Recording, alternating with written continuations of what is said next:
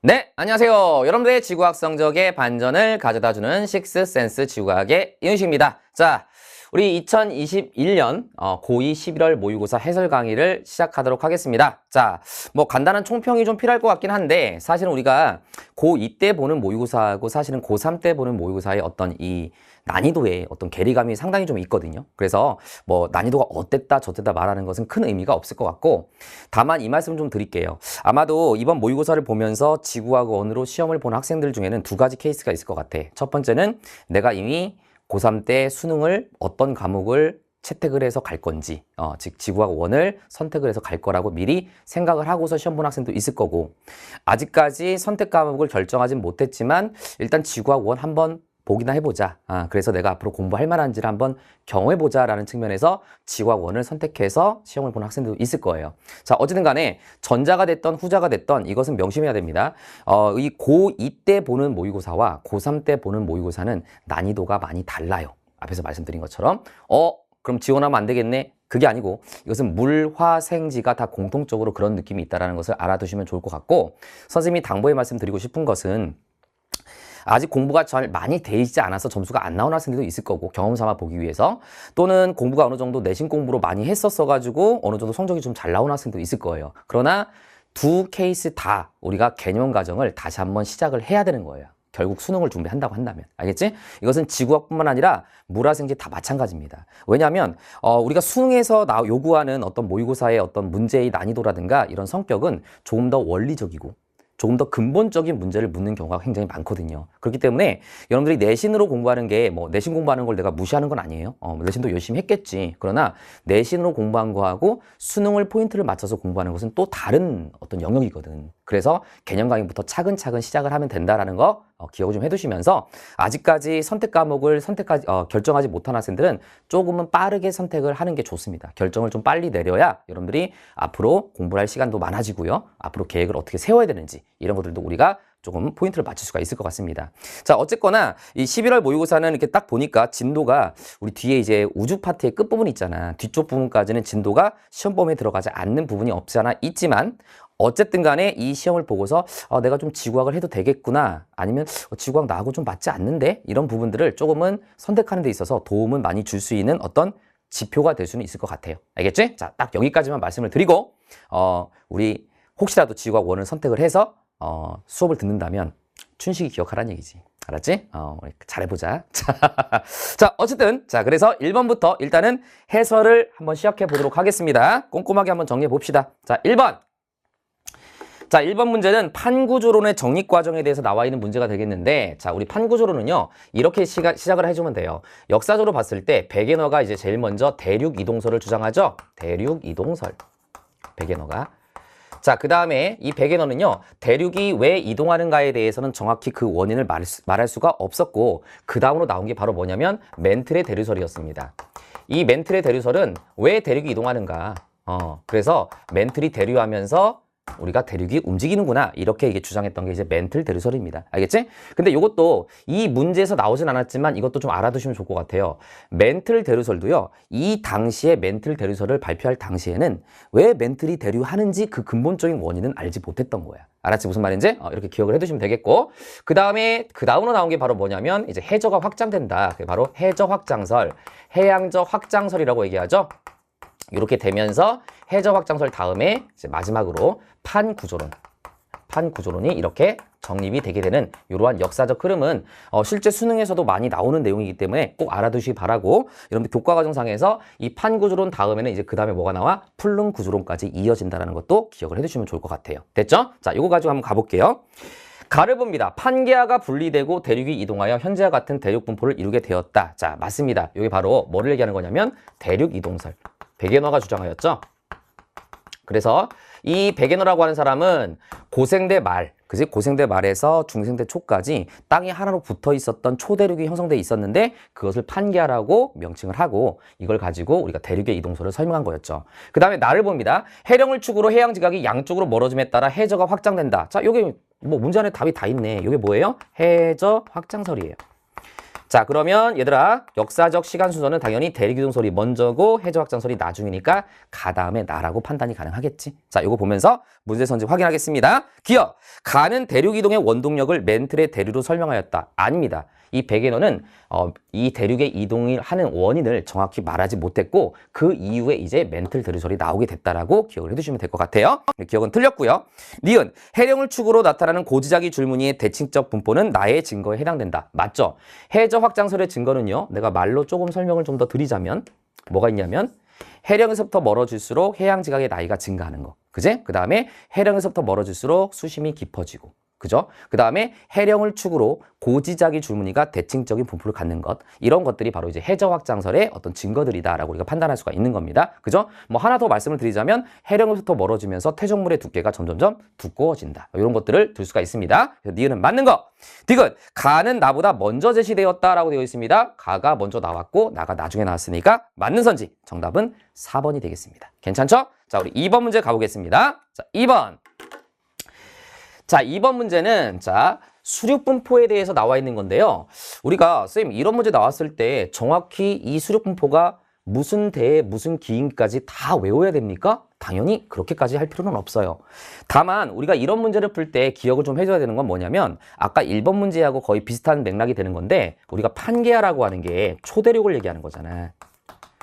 초대륙 판게아. 즉 초대륙이라고 하는 건 뭐냐면 땅이 하나로 붙어 있을 때를 우리가 초대륙이라고 표현하거든요. 그래서 이 초대륙 판게아가 있었던 시기가 아까 1번 설명할 때도 잠깐 말씀을 드렸지만 백예너가 주장하기를 고생대 말에 판게아가 형성이 되고 그 다음에 다시 중생대 초가 되면서 이때부터 판게아가 다시 이제 분리가 되기 시작했다. 이렇게 얘기를 하는 거거든. 그럼 무슨 말이냐면 자, 이 이전에는 이제 흩어져 있던 땅이 이렇게 고생대 말로 되면서 다시 붙은 거야. 그치? 물론 이제 초대륙이라고 하는 게 이때만 있었던 거 아니라 더 과거에도 있었어. 알겠지? 그러다가 이제 어쨌든 흩어져 있던 땅이 다시 붙게 된 거고 그럼 다시 시간이 지나면서 현재로 오면서 다시 어떻게 되겠어? 초대륙이 다시 흩어지겠지. 그러니까 만약에 중생대 초 이후부터의 어떤 수륙분포가 나타나 있다라고 된다면 이 시기로 가면서 현재 쪽으로 오면서 그지? 이 수륙분포는 점점점 땅이 어떻게 돼야 돼? 흩어져 있는 그림의 시간 순서라고 생각을 해주면 된단 말이야. 그럼 이제 이거를 어렵게 생각하지 말고 자 보자. 얘는 가장 많이 땅이 좀 모여있는 느낌. 그지? 모여있는 느낌. 얘는 조금 흩어져 있는 느낌. 얘는 더 많이 흩어져 있네. 근데 이 문제 조건에서 거기서 기를 줬어요. 백악기, 팔레오기, 제4기라고 기를 줬거든요. 백악기라고 하는 것은 이 정도는 암기하고 있어야지. 백악기라고 하는 것은 중생대 말이죠. 중생대 말. 그 다음에 팔레오기는 뭐냐면 신생대를 다시 팔레오기, 네오기, 그 다음에 제4기 이렇게 나누잖아요. 그러니까 신생대 초쯤을 얘기하는 거고 제4기는 신생대 말 쪽을 얘기하는 거야. 그럼 이제 순서가 얘가 가장 많이 붙어 있었던 시기니까 어쨌든 간에 이 가나 다의 시기는 다 중생대 초 이후를 얘기하는 거지? 그럼 땅은 계속 어떻게 돼야 돼? 흩어져야 돼. 점점 멀어져야 된다고요. 그럼 다가 가장 이른 시기가 되는 거고 그 다음에 두 번째가 가가 될 거고 가장 흩어져 있는 상황이 나가 될 거란 말이야. 이 정도로만 파악하면 된다는 거야. 문제에서 요구하는 게. 알았지? 정확히 뭐 이 그림은 무슨 기야? 이 그림은 무슨 기야? 이렇게 생각할 필요는 없다는 거지. 여러분들이 지구학 원을 선택을 하고 수능 대비를 할 때도요. 항상 여러분들이 꼼꼼하게 머릿속에 인지를 해야 되는 게 뭐냐면 어디까지를 암기를 해야 되고 어디까지를 자료상으로 판단해야 되는 그 구분 기준선을 잘 정해야 되는 거야. 안 그러면 이 지구학이 암기가 굉장히 많다라고 느낄 수가 있거든. 선생님 그러면 내가 그걸 어떻게 다 구분할까요? 자신이 없는데요. 춘식이가 있잖아. 야 근데 네 이름이 춘식이니 훈식이니? 원래 훈식인데요. 별명이 춘식이에요. 알겠지? 아 그러고 보니까 우리 처음 보는 학생들이 많이 있겠구나. 선생님 별명이 춘식이야. 알았지? 선생님 개명한 거 아닙니다. 알았지? 왜 춘식인데요? 그거는 이제 앞으로 선생님 수업을 듣게 되면 그때 선생님이 얘기해 주도록 할게요. 알았지? 다 얘기하면 신비감이 좀 떨어지잖아. 자 어쨌든 간에 그렇습니다. 다가 나가 바로 시간 순서가 될 것이다. 그럼 문제 조건에 의해서 다가 가장 먼저 시기를 얘기하는 거니까 얘가 중생대 말 백악기. 자, 100만 쓸게. 백악기. 그 다음에 가가 그 다음 시기가 되는 거니까 같은 신생대라고 하더라도 팔레오기가 더 앞선 시기잖아. 얘가 팔레오기. 그지? 그 다음에 나 같은 경우가 이제 제4기. 요렇게 우리가 판단할 수가 있는 거야. 요렇게 우리가 정리하면 되겠지? 일단 요거까지 정리하면서 선지 한번 확인해 보겠습니다. 자, 기억! 가는 팔레오기의 대륙 분포이다 라고 되어 있습니다. 자, 가는 팔레오기. 맞네요. 니은 선지. 자, 대서양의 면적은 가보다 나에서 넓다라고 돼 있는데 대서양은 중생대부터 이제 확장이 되면서 점점 확장이 되면서 현재와 같은 어떤 수륙분포로 만들어지게 되는 건데 결과적으로 여기서 다가 나 쪽으로 가면서 점점점 대서양은 넓어지겠지. 대서양이 어딘데? 지금 보면은 요 그림에서 봤을 때 여기가 바로 이제 대서양이잖아. 여기 대서양. 요거보단 요게 더 넓어진 거야. 거의 나는 현재하고 수륙분포가 거의 비슷해졌다고 볼 수가 있겠지. 여기는 이제 대서양이 이제 여기서 이제 확장이 되기 시작하는 느낌? 좀 어느 정도 확장이 된 느낌? 이런 느낌이란 말이야. 그러니까 시간이 지나면서 점점점 여기가 이렇게 벌어지고 있다는 얘기는 대서양이 점점점 확장되고 있다는 것을 의미하는 거지. 그러니까 다가 나로 가면서 당연히 대서양은 점점점 넓어졌을 것이다. 자, 다가 나로 가면서 대서양은 점점 넓어졌을 것이다 라고 판단을 한다면 니은선지 맞는 겁니다. 됐죠? 자, 그 다음에 디귿선지. 히말라야 산맥은 다의 시기 이전에 형성되었다고 했는데 사실은 이것은 그림상으로 판단을 어느 정도 할 수도 있지만 이 정도는 여러분들 어느 정도 기본 과정에서 암기를 해야 될 부분이기도 해. 무슨 말이냐면 수능에서는 이 자료가 없이 그냥 물어볼 수도 있는 거거든. 그래서 히말라야 산맥은 신생대 때 만들어지죠. 요 정도 기억한다면 바로 선지 찾아서 풀 수도 있었을 거예요. 그래서 다의 시기 이전이라고 돼 있는데 다는 지금 보면 백악기예요. 백악기 말. 그치? 백악기 말 맞나? 그냥 백악기구나. 백악기예요. 어쨌든 간에 이건 중생대 말 쪽을 얘기하는 거니까 이 이전에 여기 나와 있는 히말라야 산맥이 형성될 수는 없다. 히말라야 산맥은 신생대 때 만들어지는 거다. 알았지? 그래서 머릿속에 꼭 기억해야 되는 것은 중생대 때는 안데스 산맥이 만들어지기 시작하는 거고요. 신생대 때는 히말라야 산맥이 만들어진다. 이 정도는 암기로 기억해 두는 것도 좋습니다. 그리고 히말라야 산맥이라고 하는 것은 그림상으로 봤을 때 있잖아. 인도판이 점점점 북상하다가 유라시아판하고 빵 하고 부딪힌 이런 스콕 산맥을 우리가 히말라야 산맥이라고 한단 말이야. 그래서 지금 요거 보면은 가에서 지금 인도가 지금 여기 인도판이 여기쯤에 이렇게 있는 거야. 적도 근처에 이제 걸려 있는 거지, 그치? 여기서 이제 점점점 얘가 북상하는 거지, 이렇게. 그래서 나처럼 현재와 같은 이러한 분포가 됐을 때는 이제 여기서 딱 부딪혀서 여기쯤에 이렇게 만들어진 게 바로 이제 히말라야 산맥이라고 볼 수가 있는 거야. 그래서 신생대 때 만들어진다. 이렇게 판단하면 되겠지. 그러니까 이 시기 이전은 안 돼. 그래서 정답은 3번이야. 자, 3번 문제 보겠습니다. 자, 3번 문제도 뭐 그렇게 어려운 문제는 아니고 단순한 기본 개념을 묻는 문제네요. 그죠? 자, 일단 메모드, 암모나이트, 에디아카라 동물군 이렇게 나와 있는데 자, 우리가 이렇게 한번 정리해 보자. 우리가 지질시대를 크게 두 가지로 나눌 수가 있는데 어떻게 나누냐면 선캄브리아대, 그치? 선캄브리아대. 그 다음에 또 하나가 뭐냐면 현생누대. 요렇게 크게 나누죠. 그 다음에 다시 이 선캄브리아 시대, 선캄브리아대는 다시 둘로 나뉘는데 그 첫 번째가 바로 시생누대. 시생누대가 더 앞선 시기겠죠. 그 다음이 원생누대, 그치? 요렇게 나누는 거잖아. 원생누대. 자, 그 다음에 현생누대는 다시 세 개의 대로 나누게 되는데 이게 바로 고생대, 중생대, 그 다음에 신생대가 된다. 요렇게 우리가 정의를 하면 되겠지. 그때 이때 시생누대라고 하는 요 시기에는 단세포 생물이 출현하기 시작하고요. 그래서 우리가 광합성을 이렇게 시도하게 되는 뭐 이런 상태. 그래서 여러분도 아마 들어봤을 거야. 무슨 뭐 시아노박테리아, 뭐 광합성을 시도한 생명체, 단세포 생물 시아노박테리아. 얘가 이제 화석이 됐을 때는 우리가 뭐 스트로마톨라이트, 뭐 이런 말 들어봤을 겁니다. 뭐 스트로마톨라이트. 그 다음에 원생누대 같은 경우는 이제 약간 다세포 생물이 등장하게 되는데 이 다세포 생물 중에서 대표적인 게 바로 여기 나와 있는 에디아카라 동물군 이런 것들이 들어가는 거야. 알겠지? 그 다음에 이제 고생대, 중생대, 신생대, 현생누대는 이렇게 세 가지로 나뉜다라고 생각을 해주면서 문제 들어가겠습니다. 자, 현생누대의 화석인가에서 아니오가 되는 것은 에디아카라 동물군이겠지. 얘는 현생누대가 아니라 선캄브리아 시대 중에서 원생누대에 들어가는 거지. 그치? 그래서 얘는 바로 아니오가 되는 거니까 얘가 에디아카라 동물군이야. 근데 여기서 지금 얘 메모드가 있으니까 암모나이트는 여기 들어갈 수밖에 없겠지. 암모나이트. 그치? 근데 얘네 둘의 차이점을 좀 말씀을 드리자면 메모드라고 하는 것은 신생대를 대표하는 육상생물, 육상 환경에서 만들어진 화석이고요. 암모나이트라고 하는 것은 중생대를 대표하는 해양생물 화석이라고 볼 수가 있습니다. 그래서 요러한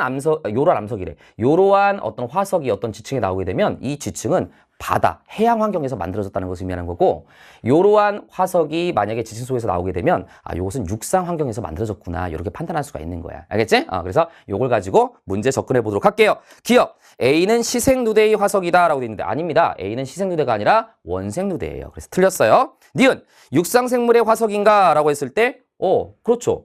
육상생물의 화석인가 해서 얘로 가면 메머드, 아니로 가면 암모나이트. 그치? 그리고 얘는 신생대고 얘는 중생대고 이렇게 판단하면 되겠죠? 니은 맞는 거. 디귿. 비가 번성한 시대의 기후는 현재보다 대체로 온난화였다라고 있는데 비라고 하는 것은 얘들아 지금 뭐를 얘기하는 거냐면 암모나이트야. 그 암모나이트는 쌤이 좀 전에도 말씀드렸지만 무슨 시대라고요? 중생대라고요.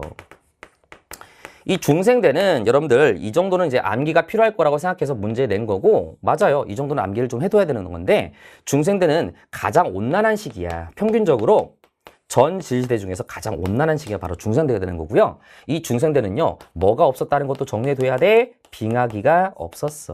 이것도 우리가 정리를 해줘야 돼. 알았지? 무슨 말인지? 현재는 빙하기야 간빙기야? 갑자기 당황했어? 안 돼 그러면. 자, 현재는 빙하기냐 간빙기냐? 내가 옛날에 이제 수업하다가 애들한테 물은 적이 있었는데 간빙이 같은데? 근데 이게 뭐지? 그러고 보니까 북극은 추운데 남극도 춥고 빙하기 아니야? 그러면 안 되지. 자, 간빙기 현재는 알겠지? 그래서 빙하기가 이때는 없었어. 중생대 때. 알겠지? 이것도 좀 기억을 해두시면 될 것 같습니다. 자, 그래서 디귿 선제는 맞는 거. 정답이 5번입니다. 괜찮죠? 자, 다음 문제 볼게요. 자, 4번 문제는 우리가 이제 어떤 태적 환경이라든가 이러한 지형들에 대해서 나온 건데 우리가 교과과정에서 크게 세 가지로 나누죠. 육상 환경, 그 다음에 연안 환경, 그 다음에 해양 환경.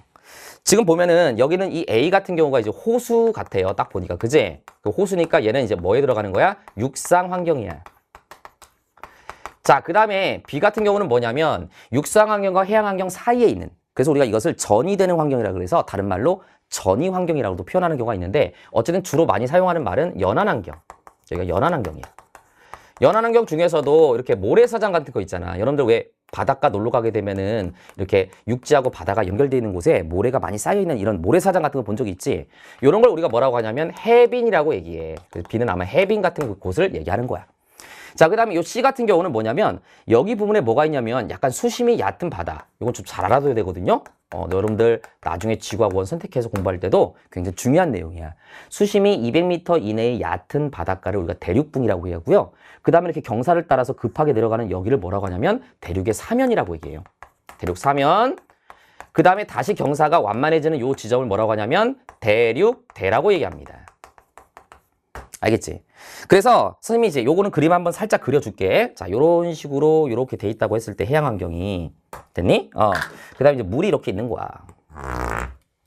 됐어? 자, 그랬을 때 여기 부분이 이제 대륙붕인 거야. 대륙붕. 그지? 대륙붕. 그 다음에 여기 부분이 뭐가 되는 거냐면 경사를 따라서 내려가는 경사가 급한 곳. 여기를 대륙의 사면이라고 얘기해. 대륙 사면. 다시 완만해지는 여기를 대륙대라고 얘기해. 됐지? 이렇게 있을 때 퇴적물들이 대륙붕 근처에 이렇게 쌓여 있다가 뭐 홍수라든가 아니면 해저 지진 같은 것들이 발생하게 되면 얘가 물과 함께 퇴적물들이 빠른 속도로 흘러내리게 되는데 이것을 우리가 뭐라고 하냐면 저탕류라고 얘기해. 쉽게 얘기하면 우리가 흙탕물 같은 거예요. 물의 혼탁한 흐름. 그래서 빠른 속도로 흘러내리는데 이때 이 저탕류를 따라서 흘러내리는 퇴적물 중에는 입자가 큰 애도 있고 입자가 작은 애들도 있겠지. 근데 입자가 큰 애는 더 무겁잖아. 무거우니까 중력에 의해서 더 먼저 떨어진단 말이야. 그래서 이 대륙대에 퇴적물들이 쌓일 때 입자가 큰 애가 먼저 쌓이게 되고요. 위로 가면서 입자가 점점 작아지는 애가 쌓이는 퇴적 속도의 차이에 의해서 이렇게 구조가 나타나게 되는 거야. 그래서 아래에서부터 위로 갈수록 입자의 크기가 작아지는 이러한 구조가 나타나는데 이것을 우리는 뭐라고 얘기하지? 점이층리 구조라고 얘기해. 아마 공부하는 학생들은 이거 정리했을 거예요. 그죠? 그래서 퇴적 구조 중에서 한 종류인 점이층리 구조가 나타나게 된다. 그래서 지금 이 자료가 지금 입자가 큰 애부터 작은 애 쪽으로 이렇게 쌓여 있으니까 이게 바로 뭐를 얘기하는 거야? 점이층리 구조가 되는 거고 이 점이층리는 어디에서 주로 만들어지게 되는 거야? 대륙대, C에서 주로 만들어지는구나. 이렇게 판단할 수 있어. 알겠지? 그래서 선지를 확인해 보긴 하겠는데 조금은 지엽이지만 이런 것도 내가 설명은 잠깐은 해줄게. 알았지? 나중에 이제 몰랐었더라고 하더라도 이제 우리 또 지구학을 공부하다 보면 또 공부를 해야 되는 부분이니까 조심해야 될 건 뭐냐면 이 점이층리라고 하는 것은 주로 이제 이런 대륙대에서 많이 만들어지긴 하지만 점이층리가 항상 해양 환경에서만 만들어지는 건 아니야. 알았지? 어디서 만들어질 수가 있어? 육상 환경 중에서도 수심이 깊은 물, 예를 들어서 호수라든가 강 같은 데서 수심이 깊다면 여기서도 점이층리가 만들어질 수가 있는 거야. 그래서 점이층리 구조가 무조건 해양 환경에서만 가능한 것은 아니지. 알았지? 이것은 조금 조심해야 되는 부분이야. 선지 볼게요. 기억, A는 육상 환경에 해당된다? 맞습니다. 니은, 나는 입자의 크기에 따른 퇴적 속도 차이에서 형성된다? 맞습니다. 디귿, 나는 B보다 C에서 잘 생성된다. 자, B는 연한 환경이니까 B보다 C에서 잘 형성된다는 이건 맞는 거야. 그래서 아마도 이 출제자의 출제 의도가 걔를 육상환경 건드리다가 조금은 논란이 될 수 있잖아. 육상환경 중에서 수심이 좀 깊다면 점유층이가 나타날 수는 있어. 그지? 그러니까 조금 애매할 수 있으니까 얘네 둘을 비교한 거지. 근데 여기는 연한 환경이니까 아무래도 점유층이가 발달되기는 좀 어려울 거란 말이야. 그러니까 이 B보다는 C에서 더 발달한다. 이렇게 판단할 수가 있는 겁니다. 그래서 정답은 5번이 정답이에요. 됐죠? 자, 그 다음에 5번 문제 가겠습니다. 자, 이 5번 문제는 시험 문제에 상당히 잘 나오고요. 우리가 너희들이 나중에 이제 수능을 준비할 때도 굉장히 중요한 단원에 해당되는 내용이에요. 마그마의 생성 과정이죠. 자, 그리고 이거는 마그마의 생성 과정과 지금 딱 보니까 약간 플룸 구조론 쪽에 해당되는 내용이 같이 믹스가 돼 있는 건데, 자, 여기 보면은 피파의 속도 편차라고 돼 있잖아. 그지? 그러니까 피파는 우리가 뭐 지원 과정에서 피파와 S파를 막 자세하게 배우진 않아. 그건 이제 G2에서 배우는 거고, 어쨌든 얘는 지진파야. 알았지? 지진파. 근데 여러분들 정리했는지 모르겠지만 이 지진파의 속도는요, 속도 V는요, 기본적으로 뭐에 비례하냐면 우리가 밀도에 비례해요. 뭐의 밀도? 이 지진파가 진행해 갈 때 매질이라는 게 있잖아. 모든 파는 진행해 갈 때 매질을 통과하게 되거든. 그 매질의 밀도가 클수록 지진파의 속도가 좀 빨라져. 알았지? 근데 사실은 식 자체가 이렇게 되는 건 아니다. 원칙적으로는. 근데 이제 우리가 어쨌든 간에 지원 과정에서는 지진파의 속도는 밀도가 클수록 지진파의 속도가 빨라진다라는 정도로만 기억하면 돼. 알았지? 정확하게 뭐 지진파의 속도에 관련된 식을 여기다가 쓰기는 여러분들이 좀 너무 어려우니까 그건 내가 혹시라도 나중에 얘기할 기회가 있을 때 얘기하고 그냥 잊어버리더라도 밀도가 클수록 지진파의 속도가 빨라지는 경향이 있어. 이렇게 생각을 해주면 돼. 알았지? 무슨 말인지? 자, 그랬을 때 자, 이렇게 되는데 지금 보면은 피파의 속도 편차가 여기가 양의 값을 갖고 있고 여기는 음의 값을 갖고 있으니까 이때가 속도가 더 빠른 거야. 이때는 속도가 더 느린 거고. 자, 그런데 봐봐. 그럼 밀도가 클수록 지진파의 속도가 빠르다는 건데 어떨 경우에 밀도가 크냐? 아무래도 온도가 낮을수록 밀도가 크단 말이야. 그지? 얘들아, 찬물하고 따뜻한 물 중에서 누가 밀도가 크겠어? 찬물.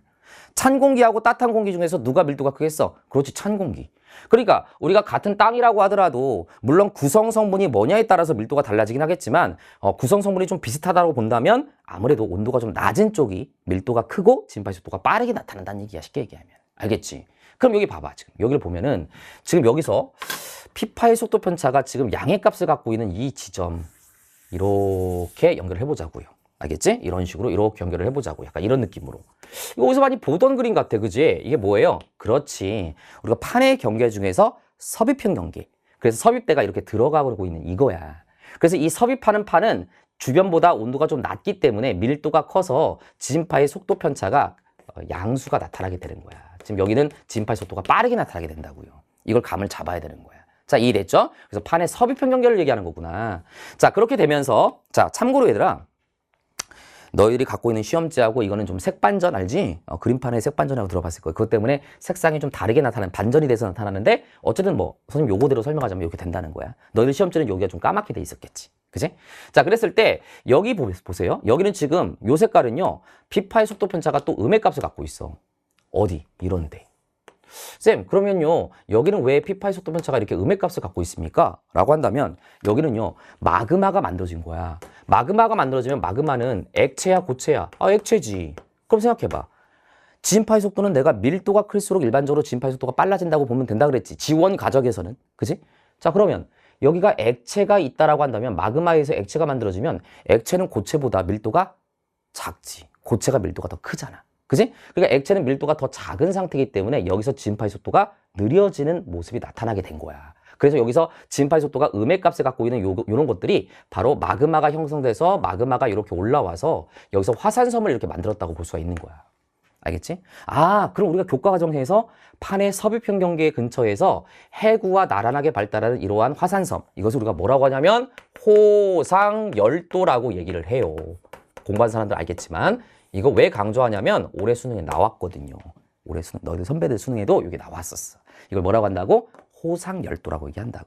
알겠지? 그리고 이 문제에서 묻진 않았지만 이렇게 판의 섭입형 경계에서 쭉 가다가 얘가 이제 밀도가 큰 물질이 체류를 하다가 얘가 밑으로 가라앉게 되는데 이것을 우리는 뭐라고 얘기해? 교과 과정에서 차가운 플룸이라고 얘기하는 거지. 그러니까 여기는 차가운 플룸이 형성되는 어떤 지역 인근이구나 라고 판단할 수가 있는 겁니다. 자, 일단 이해됐죠? 무슨 말인지? 자, 그 다음에, 자, 여기서 우리가 이런 생각도 해야지. 이 문제가 좀 설명할 게 많네. 요 B가 지금 액체 마그마가 만들어졌는데, 여기 해양판이 섭입하는 곳에서 만들어졌지.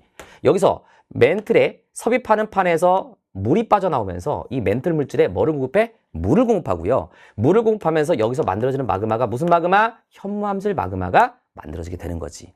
그러면서 얘가 올라가면서 대륙 지각의 하부를 녹이게 되면 요거에 의해서 유문암질 마그마도 만들어지고요. 그러면서 주로 분출하는 마그마는 우리가 안산암질 마그마가 주로 분출하게 되는 거지.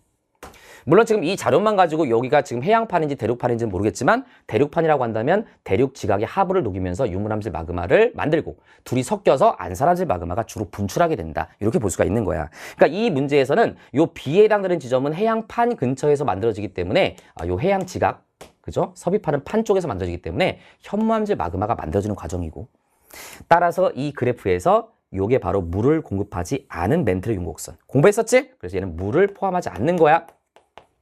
물을 포함하지 않는 멘틀의 용유곡선이고 얘한테 섭입하는 판에서 물이 빠져나와서 물을 공급하게 되면 용유점이 어떻게 돼? 낮아져. 그지? 용유점이 낮아지면서 원래 여기 대충 봐볼게. 여기 지점을 딱 잡으면 요 지점은 원래 이 깊이에서 용유점보다 이 땅의 온도가 더 낮기 때문에 마그마가 돼? 안 돼? 안 된다고. 우리가 액체의 마그마가 되려면 그 지점에 있는 암석의 온도가 용유점보다 더 높아야 된단 말이야. 근데 지금 요 지점에서 암석의 땅의 온도는 여기인데 용유점은 여기니까 마그마가 될 수가 없었단 말이지. 근데 여기에 물이 공급돼가지고 용유점이 이렇게 낮아지게 되면 물이 공급되면 용유점이 낮아진다니까요?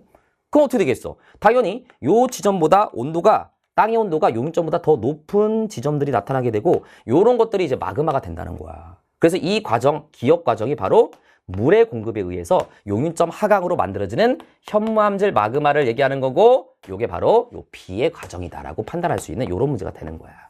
다소 이 문제가 좀 어렵게 느껴지는 학생들도 있을 테지만 우리가 앞으로 이제 수능을 공부하게 되면 이런 문제들은 쉽게 풀 수 있게끔 선생님이 트레이닝을 시킬 겁니다. 알았지? 자, 좋아요. 어쨌든 중요한 문제예요. 그래서 내가 좀 자세하게 설명했고요.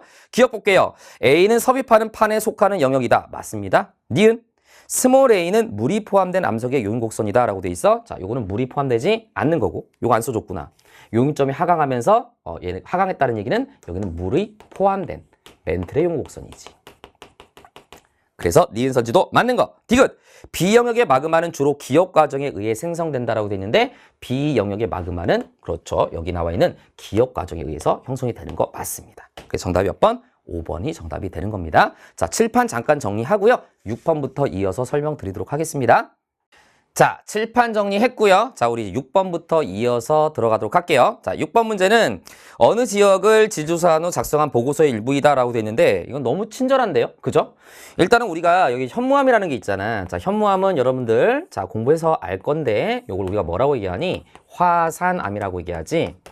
그래서 우리가 마그마가 기원인 이런 암석들을 전부 다 우리가 화성암이라고 얘기하는데 화성암 중에서 지표에서 빠르게 냉각된 이러한 암석들을 우리가 화산암, 지하에서 마그마가 관입된 후에 천천히 식어서 만들어진 암석들을 우리가 심성암이라고 하는데 이 현무암은 화산암 중에서도 자, 좀 어두운 색깔을 띠는 암석, 이것을 우리가 현무암이라고 얘기하는 거지. 그러니까 이렇게 현무암 같은 화산암은요, 얘가 지표로 흐르다가 급격한 냉각에 의해서 부피가 수축이 되면서 얘가 전리가 나타나는데 이러한 전리를 우리가 무슨 전리라고 배우지? 주상전리라고 얘기를 합니다. 그죠? 그래서 여기 나와 있는 이 육각 기둥의 모양이 바로 이제 주상전리를 얘기하는 거고요. 그 다음 요 밑에를 봅니다. 요 밑에를 보면은 지금 셰일이 얘고 얘도 셰일인데 사실은 얘와 얘는 원래 같이 이렇게 있었어야 되는 셰일이란 말이야. 근데 지금 이쪽에 있는 셰일보다 이쪽에 있는 셰일이 위로 올라가 있지 이렇게. 좋아요. 그래서 우리가 단층에는 역단층과 그 다음에 정단층 이런 것들이 있는데 지금 보게 되면 이게 단층선이란 말이야. 항상 우리가 역단층과 정단층을 판단할 때는 상반, 하반을 판단을 해야 되는데 상반을 정하는 방법은 단층선, 이 단층면에 대해서 지표로 수직으로 올렸을 때 수직으로 지표로 향하는 지표의 수직인 방향으로 방향을 정했을 때 여기 수직인 방향의 위에 있는 얘가 바로 뭐가 되는 거야? 상반이 되는 거야. 알았지? 이런 것도 여러분들 원리도 공부하지 않고 단순하게 암기해가지고 상반 하반 따지는 이상한 방법으로 공부하는 학생들은 나중에 이거 이상해가지고 막 이제 살짝 뇌저러고 막 이러거든요. 그래서 우리가 계속 말씀드리지만 수능과 우리가 2학년 때 내신이 다른 점이 뭐냐라고 한다면 훨씬 더 수능은요 원리적으로 들어가야 돼. 알았지? 원리적으로. 그렇기 때문에 우리가 개념 과정이 필요한 거야. 수능을 어쨌든 한다고 한다면 알겠지? 그래서 단층선에 지표를 올렸을 때 위로 위에 있는 얘가 바로 상반이고 요걸 우리가 하반이라고 얘기하지. 근데 상반이 위로 올라간 것을 우리는 무슨 단층? 역단층이라고 얘기하는 거니까 지금 상반이 위로 올라갔잖아, 하반에 대해서. 그러니까 얘는 역단층이 되는 거고요. 역단층이라고 하는 것은 양쪽에서 미는 힘, 뭐를 받았어? 횡압력을 받았다. 요렇게 우리가 정의를 하게 되는 거지. 됐죠? 그래서 이 구조는 지금 지층이 쌓인 다음에 단층이 나타났고, 단층이 나타난 다음에 여기가 어느 정도 침식을 받아서 깎인 다음에 현무암이 분출돼서 요렇게 마그마가 이제 흐르다가, 용암이 흐르다가 암석이 됐다. 이런 구조로 생각을 해볼 수가 있는 겁니다. 됐죠? 자, 이제 문제 가볼게요. A는 융기로 인한 압력 감소에 의해 생성되었다라고 했는데 지금 관찰 내용을 보게 되면은 이 주상 전리에 대한 설명이 A라고 돼 있는 거야. 그러니까 얘가 A가 되는 거지. A. 그지? 근데 얘는 아까도 얘기했지만 용암이 흐르다가 부피가 수축해서 만들어진 전리 주상 전리고 기역에서 얘기한 압력 감소에서 생성된 것은 우리가 판상 전리라고 얘기하지. 그래서 틀렸어. 자, 됐지? 자, 니은선지. B는 횡압력에 의해 생성되었다. 맞아요. B가 지금 여기 나와 있는 역단층을 얘기하는 거니까 횡압력에 의해서 형성된 거 맞습니다. 디귿. A는 B보다 먼저 생성되었다. 아닙니다. 단층이 먼저 발생했고 침식을 받은 다음에 현무암이 만들어진 거지. 그래서 틀린 거. 정답이 몇 번? 2번이 정답이에요. 괜찮죠? 자, 다음 문제 가볼게요. 7번 문제. 근데 고등학교 2학년, 아직은 너희들이 고2니까 이 예비 고3, 고2 학생들한테 출제한 문제치고는 조금은 까다로운 문제가 분명히 있었어. 그래서 아마도 공부를 좀 열심히 하지 않은 학생들은 조금은 점수가 잘 안 나왔을 수도 있을 것 같아요. 특히 이 7번 문제 같은 경우는 자료 해석을 요구하는 문제라서 조금은 까다로울 수 있었던 문제입니다. 여러분 알고 있지?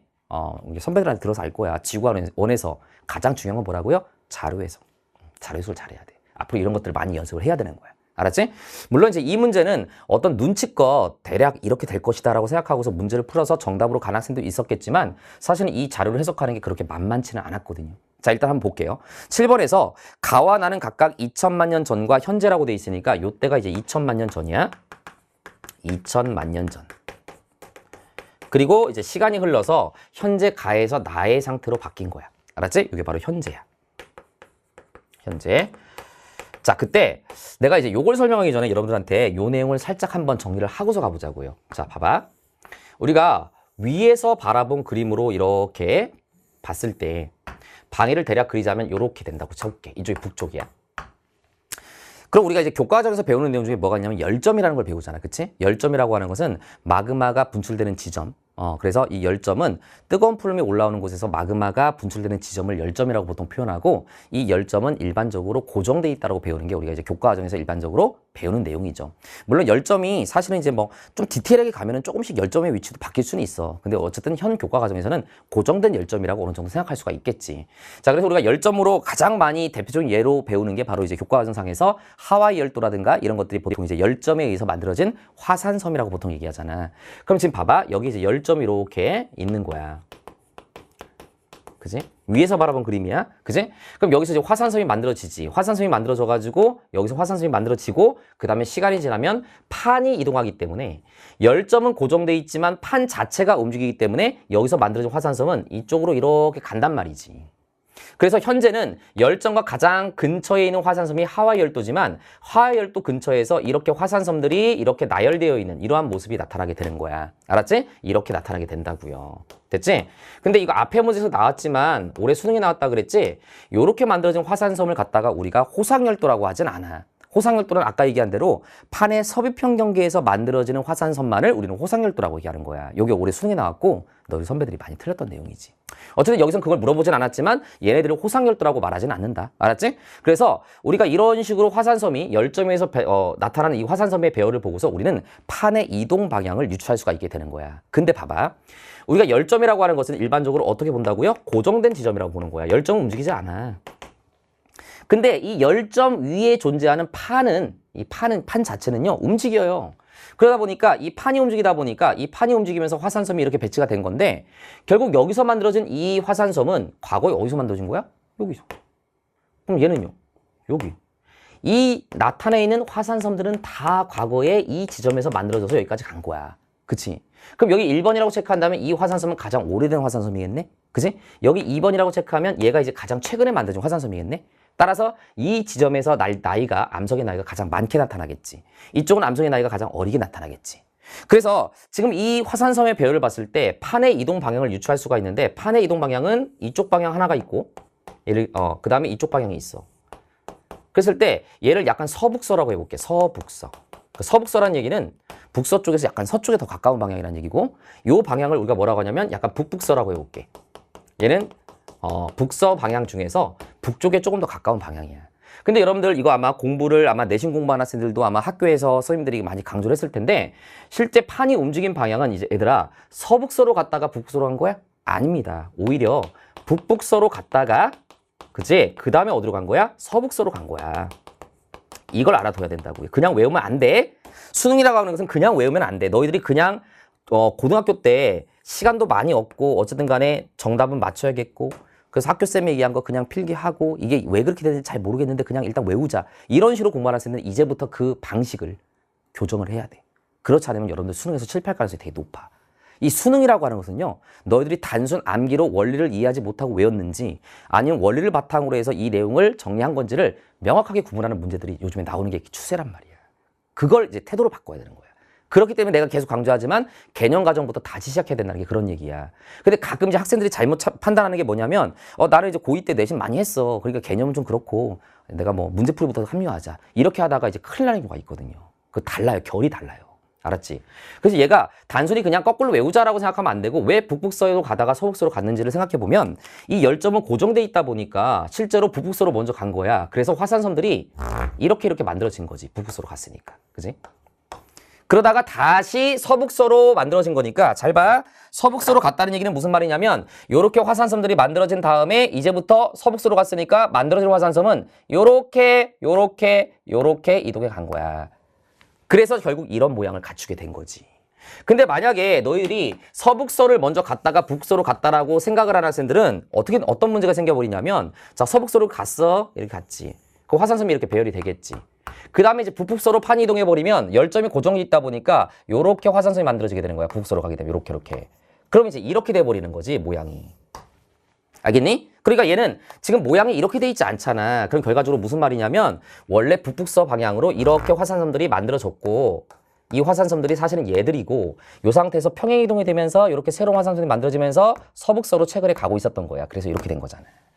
그래서 항상 이런 열점 문제가 나오게 되면 판의 이동 방향은 북북서로 갔다가 서북서로 갔다는 것을 인지하고 있어야 되는 거야. 자, 이제 이쪽 문제로 가볼게요. 자, 이제 이해됐지? 자, 봐봐. 지금 이 자료를 보게 되면은 2000만 년 전이라고 돼 있지? 2000만 년 전에 A하고 B 지점이 이제 열점 위치잖아. 여기서 지금 얘도 이쪽으로 화산섬이 배열돼 있고 얘도 이쪽으로 화산섬이 이렇게 배열돼 있는 거야. 그러면 얘네들이 조금 평행하진 않지만 어쨌든 간에 무슨 방향 쪽으로 갔냐면 이렇게 북서쪽 방향으로 이렇게 북동쪽 방향으로 이렇게 간 거야. 이해됐지? 무슨 말이야? 북동쪽 방향. 그래서 이때는 북동쪽으로 판이 이동하고 있었구나. 그지? 그럼 왜 북동쪽으로 판이 이동하고 있냐라고 본다면 여기가 아마도 해령이 있는 곳이고 해령에서 발산 경계에서 이렇게 이동하고 있는 거야. 판이. 이쪽 방향으로. 그러면서 여기는 지금 아마도 판의 서비평 경계가 발달한 지역이라고 어느 정도 유추할 수가 있어. 왜냐하면 얘가 이제 이쪽으로 이렇게 갔는데 지금 보니까 여기 뭔가 끊겼지. 이거 문제가 자료가 좀 어려운 거야. 그지? 그거 무슨 말이냐면 이런 거야. 아까 쌤이 얘기한 것처럼 원래 북동쪽으로 이렇게 판이 가고 있었는데 이제 시간이 지나면서 동쪽 방향으로 판의 이동 방향이 바뀐 거야. 그럼 어떻게 되겠니? 얘가 그대로 이렇게 유지가 되면서 여기서부터 이제 동쪽 방향으로 가니까 이렇게 되겠지. 화산섬이. 여기서 동쪽 방향으로 화산섬이 이렇게 만들어져. 그 다음에 얘네들은 그대로 이 상태로 이렇게 평이동되는 거니까 이렇게 돼 있겠지. 이해되니 무슨 말인지? 근데 이 길이는 왜 짧아졌어요? 이 부분이 이제 서입대에 들어가서 이제 먹혀버린 거야. 그래서 이런 식으로 화산섬이 배열되게 된 거지. A라는 열점에서 만든 화산섬이 이런 배열로 바뀐단 말이야. 그럼 B는 예측해보건데 B도 마찬가지로 여기서 동쪽 방향으로 이렇게 갔다면 약간 이런 느낌으로 이렇게 가다가 여기서 이제 이런 식으로 가는 이런 느낌으로 화산섬이 배열이 되어 있을 거란 말이야. 그치? 만약에 B도 이렇게 있었다라고 한다면. 근데 지금 현재 이 모습을 보게 되면 A는 쌤이 예측한 대로 자, 여기 요렇게 화산섬이 있는 요 지점이 바로 애초에 여기 있었던 요거야. 요건 그대로 있지. 그러면서 이제 판의 이동 방향이 동쪽 방향으로 바뀐 거지. 그럼 최근으로 오면서 북동쪽으로 가던 판이 동쪽 방향으로 바뀐 거야. 여기 속한 이 판이. 알겠지? 근데 B를 보면 B는 요게 이렇게 남아 있는데 이런 식으로 돼 있지 않고요. 오히려 B 지점에서 만들어진 열점의 화산섬은 지금 이렇게 배열이 돼 있어. 그래서 지금 이 니은을 보게 되면 화산섬이 여기 있잖아. 그치? 그럼 무슨 말이냐면 이제 이 B는 해령이 지금 이쪽에 위치하다 보니까 이쪽으로 발산해서 이렇게 판이동하게 되는 지점에 와 있게 된 거야. 쌤, 열점은 고정돼 있다면서요. 그렇지. 그래서 이 자료가 좀 어려웠던 거야. 열점은 고정돼 있지만 지금 얘와 얘를 보게 되면 해령 자체가 움직일 수가 있어. 얘는 해령이 움직이다 보니까 요 B 지점은 원래 이 열점 있는 지점은 요 해령에서 오른쪽에 있었는데 시간이 지나면서 B 지점은 그대로였는데 이 해령이 이쪽으로 이동하다 보니까 B 지점은 이쪽으로 발산하는 쪽에 존재하게 되므로 여기서 만들어진 화산섬은 판해동 방향이 서쪽 방향으로 가다 보니까 이쪽 니은 지점에 화산섬이 찍힌 이런 상황이 되고 이쪽은 단절이 되는 느낌으로 나타나게 된 거야. 근데 여기는 이제 예전에 2000만 년 전에 만들어졌던 부분이 아직 남아있으니까 이렇게 있는 약간 이런 그림인 거야.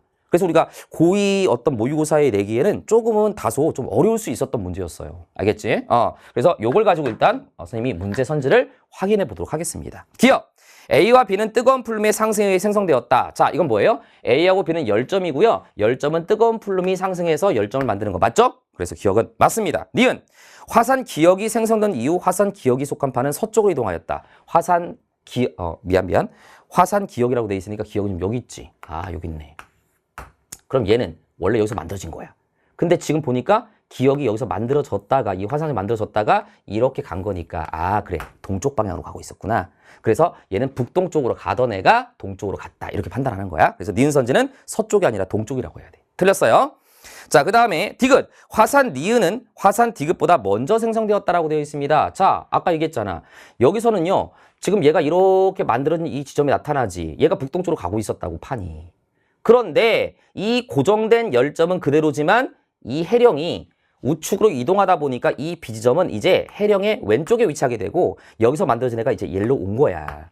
그러다 보니까 당연히 여기서 만들어진 애보다 여기서 만들어진 애가 더 최근에 만들어져서 이쪽으로 간 거라고 볼 수가 있는 거잖아. 그래서 얘가 더 먼저 만들어진 화산섬이고 얘가 더 나중에 만들어진 화산섬이다. 이렇게 판단하는 문제가 되겠습니다. 이해됐죠? 무슨 말인지? 그래서 디귿 선지는 틀린 겁니다. 자, 됐고요. 자, 8번 문제 보겠습니다. 자, 8번 문제는 뭐 어렵지 않은 문제니까. 자, 우리가 교과과정상에서 내우의 발달 단계는 크게 세 가지가 있죠. 뭐가 있어요? 적운 단계, 그 다음이 성숙 단계, 그 다음에 소멸 단계. 이렇게 나타나죠. 그래서 우리가 적운 단계는 주로 상승 기류가 나타나게 되고요. 이때 비는 잘 오지 않아요. 그러다가 성숙 단계로 오게 되면은 이제 상승 기류와 하강 기류가 공존하는 단계가 되고 이때 천둥치고 번개치고 많은 강수가 나타나는 게 바로 성숙 단계. 그러다가 이제 소멸 단계가 되면 하강 기류가 많이 나타나게 되면서 이때 구름이 소멸하면서 이제 내우의 발달 단계가 끝나게 되는 거지. 자, 그래서 일단 보겠습니다. 자, 내우는 지표면의 국지적 가열 등에 의해 발생한 후 천둥과 번개를 동반한 강한 비. 아, 이 기억은 바로 성숙 단계를 얘기하는 거구나 라고 바로 감을 잡아야 합니다. 그지? 그 다음에 이 단계를 거쳐 서서히 강수가 약해지는 소멸 단계 이렇게 되는 겁니다. 됐죠? 자, 학생 A 볼게요. 내우는 대기가 안정할 때만 발생해. 야, 지표면에 국지적 가열 같은 게 발생하게 되면 이건 무슨 말이냐면 국지적 가열, 땅이 특정 지점의 지표가 오랫동안 이제 태양 복사에너지를 받아서 가열이 되는 거야. 그럼 지표가 가열이 되면 공기는 뜨거워지고 따뜻해진 공기는 가벼우니까 위쪽으로 올라가게 되지. 그러니까 대기가 어떤 불안정할 때 만들어지는 게 보통 내우야. 안정할 때가 아니지. 그래서 안정할 때는 틀렸어. 학생이 좀 똘똘하게 생겼는데 틀리네. 자, 어쨌든 간에 그 다음에 학생 B. 기억은 주로 성숙 단계에서 나타나는 현상이야 라고 돼 있어. 자, 얘는 성숙 단계 맞습니다. 니에 대해서는 상승 기류가 상승 기류보다 하강 기류가 우세해 라고 돼 있는데 니는 소멸 단계니까 얘는 하강 기류가 더 우세해야지. 적운 단계가 상승 기류가 더 우세하고요. 그래서 상승 기류보다 하강 기류가 우세해. 여기서 맞는 선지. 그래서 B와 C가 맞는 거네요. 정답이 4번입니다. 괜찮죠? 자, 다음 문제 볼게요. 자, 9번 문제는요. 자, 우리가 이제 방사성 동위원소, 우리 반감기를 이용한 이런 문제인데, 자, 이런 문제는 평가원에서도 되게 좋아하는 문제예요. 그래서 여러분들 이런 문제는 지금부터 미리미리 잘 챙겨두는 게 되게 좋습니다. 알았지? 그리고 내가 아까 총평할 때 잠깐 말씀 못 드렸는데, 이번 그 11월 모의고사 고2를 대상으로 한 모의고사 치고는 상당히 중요한 포인트들이 많아요. 그러니까 문제 자체의 난이도가 매우 높다 뭐 이런 건 아니겠지만 굉장히 평가원에서 요구하고 있는 어떤 내용들하고 굉장히 현재 트렌드가 잘 맞고 있기 때문에 이번에 교육청 모의고사 문제 신경 써서 잘 낸 것 같습니다. 어쨌든 간에. 알았지? 여러분들은 지금 시점에서는 이 성적에 너무 연연하지 말고 지금 시점에 성적에 연연하지 말고 내가 이 과목을 순으로 가져갔을 때 할 수 있겠는가 없겠는가 이런 것들을 판단하는 것을 잘 생각을 해줘야 돼. 알았지? 그리고 이미 지구학 1으로 내가 선택을 했다고 마음을 굳힌 학생들은 앞으로 내가 어떻게 공부를 해야 될까 이런 것들을 자꾸 생각하는 게 중요한 거지. 알겠지? 자, 파이팅. 춘식이가 함께 할게요. 알았지? 자, 하나, 둘. 자, 문워크. 자, 미안합니다. 자, 어쨌든 간에. 자, 너희 지금은 안 웃을 거야. 그래, 나중에 이제 개념 강의 진행하면서 선생님 굉장히 또 이런 것도 많이 해줄 거거든. 자, 미리 한번 경험해 보라고. 끄지 마, 알았지? 뭐야? 하면서 꺼버리면 안 돼, 알았지? 자, 어쨌든 가하고 나 보겠습니다. 자, 이런 문제 풀 때는요, 일단은 지층의 생성 순서를 먼저 결정을 해야 돼. 지층의 생성순서를 결정해서 여기서 문제에서 요구하는 A, B, C가 여기서 기역, 니은, 디귿 중에서 뭐에 매치가 되는지를 판단하면 일단 절반은 먹고 들어가는 거겠지. 그럼 일단 볼게요. 자, 얘를 보니까 지금 B하고 C 중에 누가 먼저 만들어졌는지를 봐야 되는데 지금 보면은 B와 C의 어떤 암석의 경계선이 지금 요거야. 그지? 그지? 근데 이 문제에서 힌트로 준 게 뭐냐면 변성 영역을 줬거든요. 변성 영역이 지금 여기야. 그럼 지금 B가 변성된 거야? C가 변성된 거야? B가 변성된 거야. 그럼 왜 B가 변성된 걸까? 야, C가 들어올 때 B가 없었으면 변성을 했겠니? 못했겠지. 이 말은 C가 들어올 때 B가 이미 있었구나. 그지? 그러니까 B가 먼저 있었고 C가 마그마가 들어오면서 이 암석의 일부 부스러기들이 이제 부서지면서 이쪽을 변성을 시키는 이런 느낌을 볼 수가 있는 거잖아. 따라서 우리는 지층의 생순서를 B가 먼저 있었고 그 다음에 이제 C가 들어왔구나 관입해서 이렇게 볼 수가 있는 거야. 그 다음에 요거는 뭐냐면 여러분들 알지? 요게 이제 바로 우리가 부정한 면이라고 얘기하고요. 여기서 잘린 느낌이 들고 여기 이제 기저효감이 이렇게 나타나는 이런 느낌이란 말이야. 그리고 부정한 면이 있었고 부정합 다음에 이제 D가 퇴적이 된 거지. D가 4함이네요. 지금 자료에서. 그죠? 그 다음에 D가 쌓인 다음에 그 다음에 다시 이제 침식을 받았겠지. 침식을 받아서 이렇게 평탄해진 작업이 거쳐진 다음에 A가 마지막으로 들어온 거야. 그래서 A가 들어올 때 다시 이 밑에 기존에 있었던 이러한 암석들을 다시 변성시킨 이러한 느낌으로 우리가 해석을 해주면 되는 문제가 될 것 같아요. 자, 괜찮죠? 자, 그럼 봐봐. 지금 여기서 방사성 원소 X라고 하는 모원소죠, 모원소. 이 모원소가 B, C, A에 포함되어 있다고 돼 있어. 그치? 그게 바로 요 자료네. 그래서 이 X의 양은 우리가 이제 모원소를 얘기하는 거고, 그지? 모원소의 처음의 양을 상대값 1로 잡은 겁니다. 그럼 당연히 나이를 많이 먹을수록 모원소가 남아있는 양은 점점 줄어들겠지. 왜? 모원소가 점점 뭐로 바뀌어가니까? 자원소로 바뀌어가니까. 그러면서 이쪽으로 반감계수는 점점 증가하겠지. 따라서 이 자료는요. 기역, 니은, 디귿으로 이렇게 가면서 암석의 나이가 더 많다는 것을 의미하는 거야. 자, 괜찮지? 그럼 결과적으로 뭐냐? 요 기역이 암석의 나이가 가장 어리니까 가장 최근에 만들어진 A구나. 그 다음에 니은은 C가 될 거고 얘가 B가 되겠구나. 가장 오래됐으니까. 이렇게 판단하면 되겠지. 자, 요거 가지고 일단 요거까지만 마무리하면서 문제 선지 볼게요. 문제 조건에서 이 모원소 X의 반감기가 1억이라고 돼 있거든. 자, 뭐가요? 반감기가요. 근데 자료상에서 A 같은 경우는 기억이 A죠? 얘는 반감기가 한 번 왔어. 그러니까 얘의 나이는 1억이야.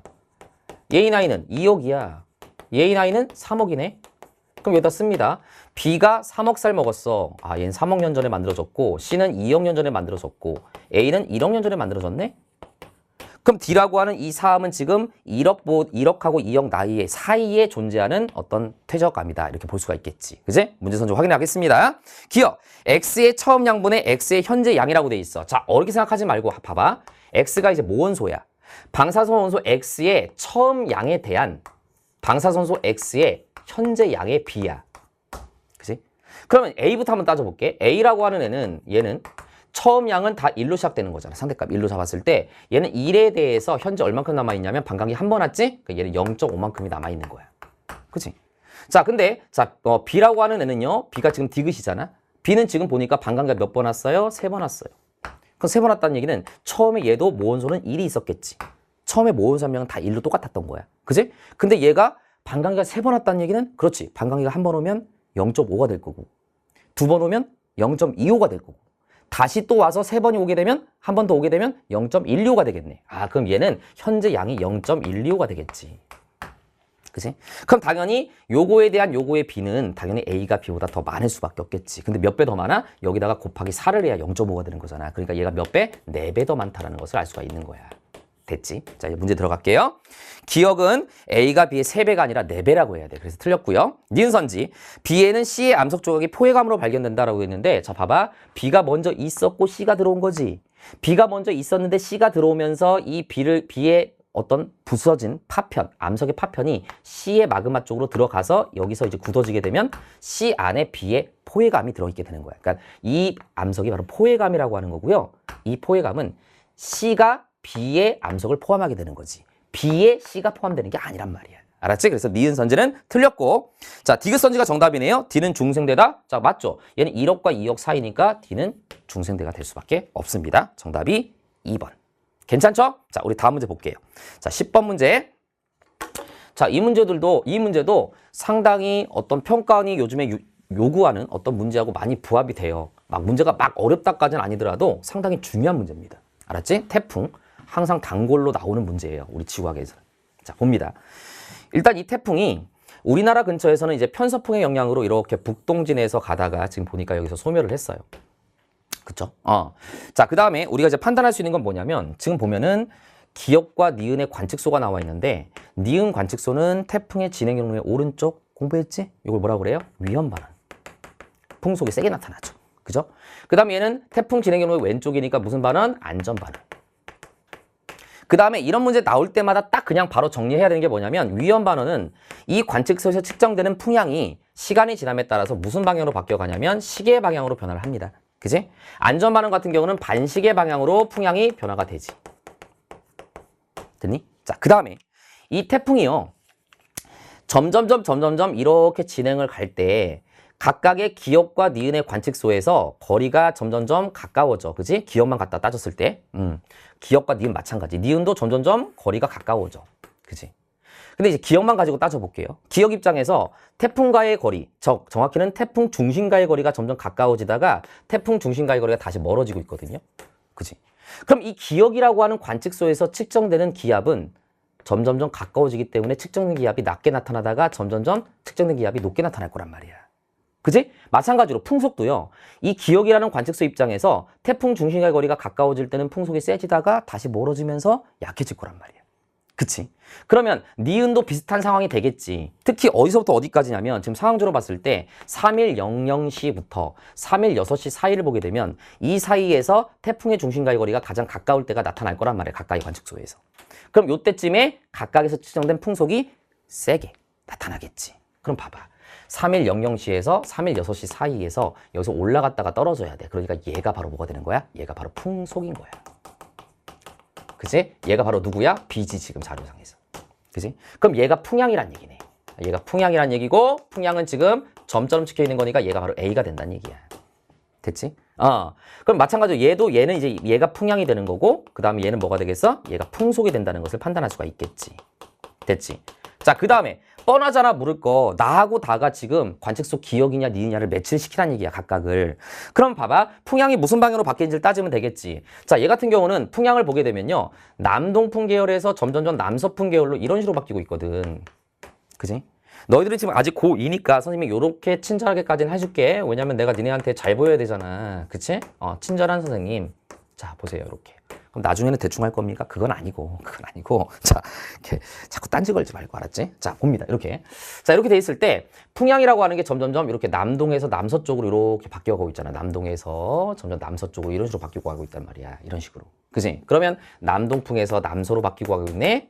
두 개만 해도 끝나는 거야. 그럼 시간이 지남에 따라서 풍향이 이렇게 바뀌어. 무슨 방향으로? 시계 방향으로. 이해되지? 그럼 얘도 마찬가지로 똑같아. 이렇게 방위를 그려놓고 북쪽, 서쪽, 동쪽, 남쪽이라고 했을 때 자, 지금 얘를 보게 되면 얘 같은 경우는 얘가 풍향이잖아. 북동풍에서 그 다음에 시간이 지나면서 북서풍 쪽으로. 그지? 북동에서 약간 북서풍 계열 쪽으로 이렇게 바뀌고 있단 말이야. 그러니까 이렇게 풍향이 이렇게 바뀌고 있는 거지. 그지? 그럼 똑같은 방식으로 하면은 얘는 약간 북동풍이 이렇게 불다가 그 다음에 북서풍으로 이렇게 바뀐 거니까 얘는 시간이 지남에 따라서 풍향이 이렇게 바뀐다고. 그지? 그럼 요 방향은 무슨 방향인데? 반시계 방향이지. 그지? 그럼 얘가 풍향이 시계 방향으로 바뀌니까 얘는 무슨 반응이 있겠어? 위험 반응이 있으니까 얘가 바로 니은이 되겠네. 그지? 얘가 바로 뭐가 되겠어? 기역이 된다는 것을 알 수가 있는 거야. 쌤, 저는 이렇게 안 풀었는데요? 어떻게 풀었는데? 얘가 위험반원이니까 위험반원이 안전반원보다 풍속이 세게 나타나니까 전반적으로 풍속이 얘가 좀 세고 얘는 좀 약하지 않습니까? 그래서 얘가 위험반원이니까 니은 맞아요. 그렇게 풀어도 돼요. 알았지? 그렇게 풀어도 되는데 풍향으로 푸는 게 조금 더 정확한 풀이가 되기는 해요. 알았지? 자, 이렇게 정리를 하면서 문제 접근해 보도록 하겠습니다. 기억! 태풍의 세력은 2일 18시보다 3일 6시에 강하다. 2일 18시면 여기에요. 2일 18시 어디 있어? 여기네, 여기. 2일 18시. 자, 무슨 색깔로 할까? 이 색깔로. 여기입니다. 그지? 그 다음에 그거랑 뭐를 비교하라고? 아, 헷갈려. 3.106시. 3.106시면 여기네. 아, 여기를 비교하라고 돼 있어. 그럼 봐봐. 태풍의 세력이라고 하는 것은 이거 너희들 선배들도 많이 틀리는 건데 정확하게 알고 있어야 돼. 태풍의 세력이라고 하는 것은 태풍은 열대 저기압이기 때문에 중심기압이 낮을수록 태풍의 세력이 세요. 알았지?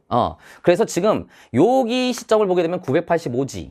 근데 여기 시점을 보게 되면 992야. 그럼 이때가 태풍의 중심기압이 더 낮지. 그러니까 이때가 태풍의 세력이 더 셌던 거야. 알았지? 근데 봐봐라. 여러분들이 이렇게 풀다가 걸려든 애들이 있을지도 몰라요. 왜 어떻게 하냐고? 쌤이 너희들이 잘못된 길로 나아가는 방향을 기가 막히게 캐치를 하거든. 2일 18시라고 한다면 이제 여기지. 여기를 잡는 거야. 그 다음에 3.106시라고 한다면 3.106시 여기지. 여기를 잡는 거야. 그럼 여기서의 풍속보다 여기서의 풍속이 어쨌든 니은 입장에서 봤을 때 더 풍속이 세게 나타나니까 이때가 더 세력이 셌구나. 이렇게 판단하면 안 되는 거지. 왜? 여기서 나와 있는 이 자료는 각각의 니은과 기역에서의 관측소에서 측정된 풍속이야. 알겠지?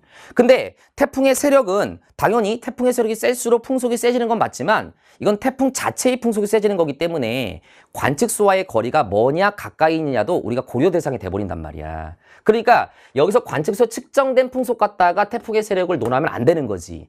여기서 풍속이 셌던 이유는 관측소와의 거리가 더 가깝기 때문에 셌을 수도 있었기 때문에 그런 거야. 알았지? 무슨 말인지? 그래서 관측소에서 측정된 풍속은 태풍 자체의 세력과 자체의 세기와 관측소와 태풍의 중심까지의 거리를 둘 다 고려해야 되는 상황이 되기 때문에 이걸로 판단하면 안 되는 거야. 그러니까 여기서 나와 있는 이 태풍을 따라다니면서 측정된 중심 기압을 가지고서 판단을 해야 된다는 게 이 출제자의 의도가 되는 거지.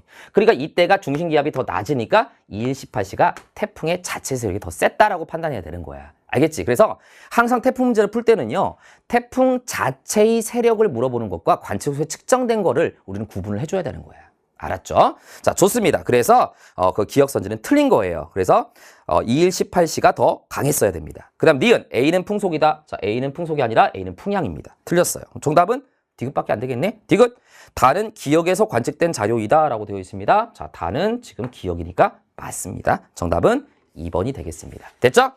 자, 넘어가서 11번 들어갈 건데, 자, 11번은 우리 잠깐 쉬었다가 칠판 좀 정리하고 11번부터 20번까지 이어서 풀이하도록 하겠습니다.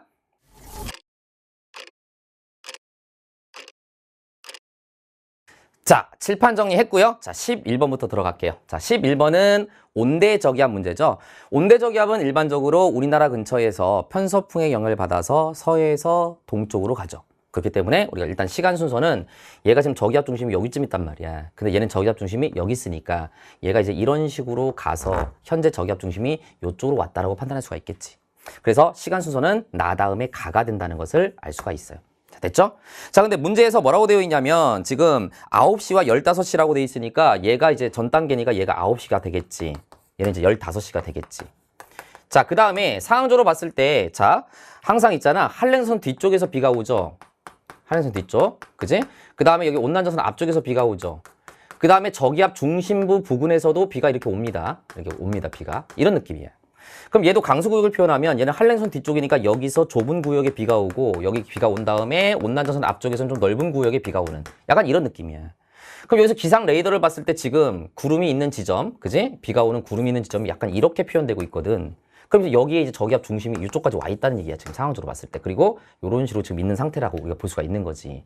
그러니까 지금 이 자료는 지금 상황적으로 봤을 때 요 자료하고 똑같다라는 것을 알 수가 있는 거야. 그래서 요거는 바로 다는 바로 가, 즉 15시의 상황을 나타낸 거구나. 이렇게 판단할 수 있는 문제가 되겠습니다. 됐죠? 자, 문제 확인해 보도록 할게요.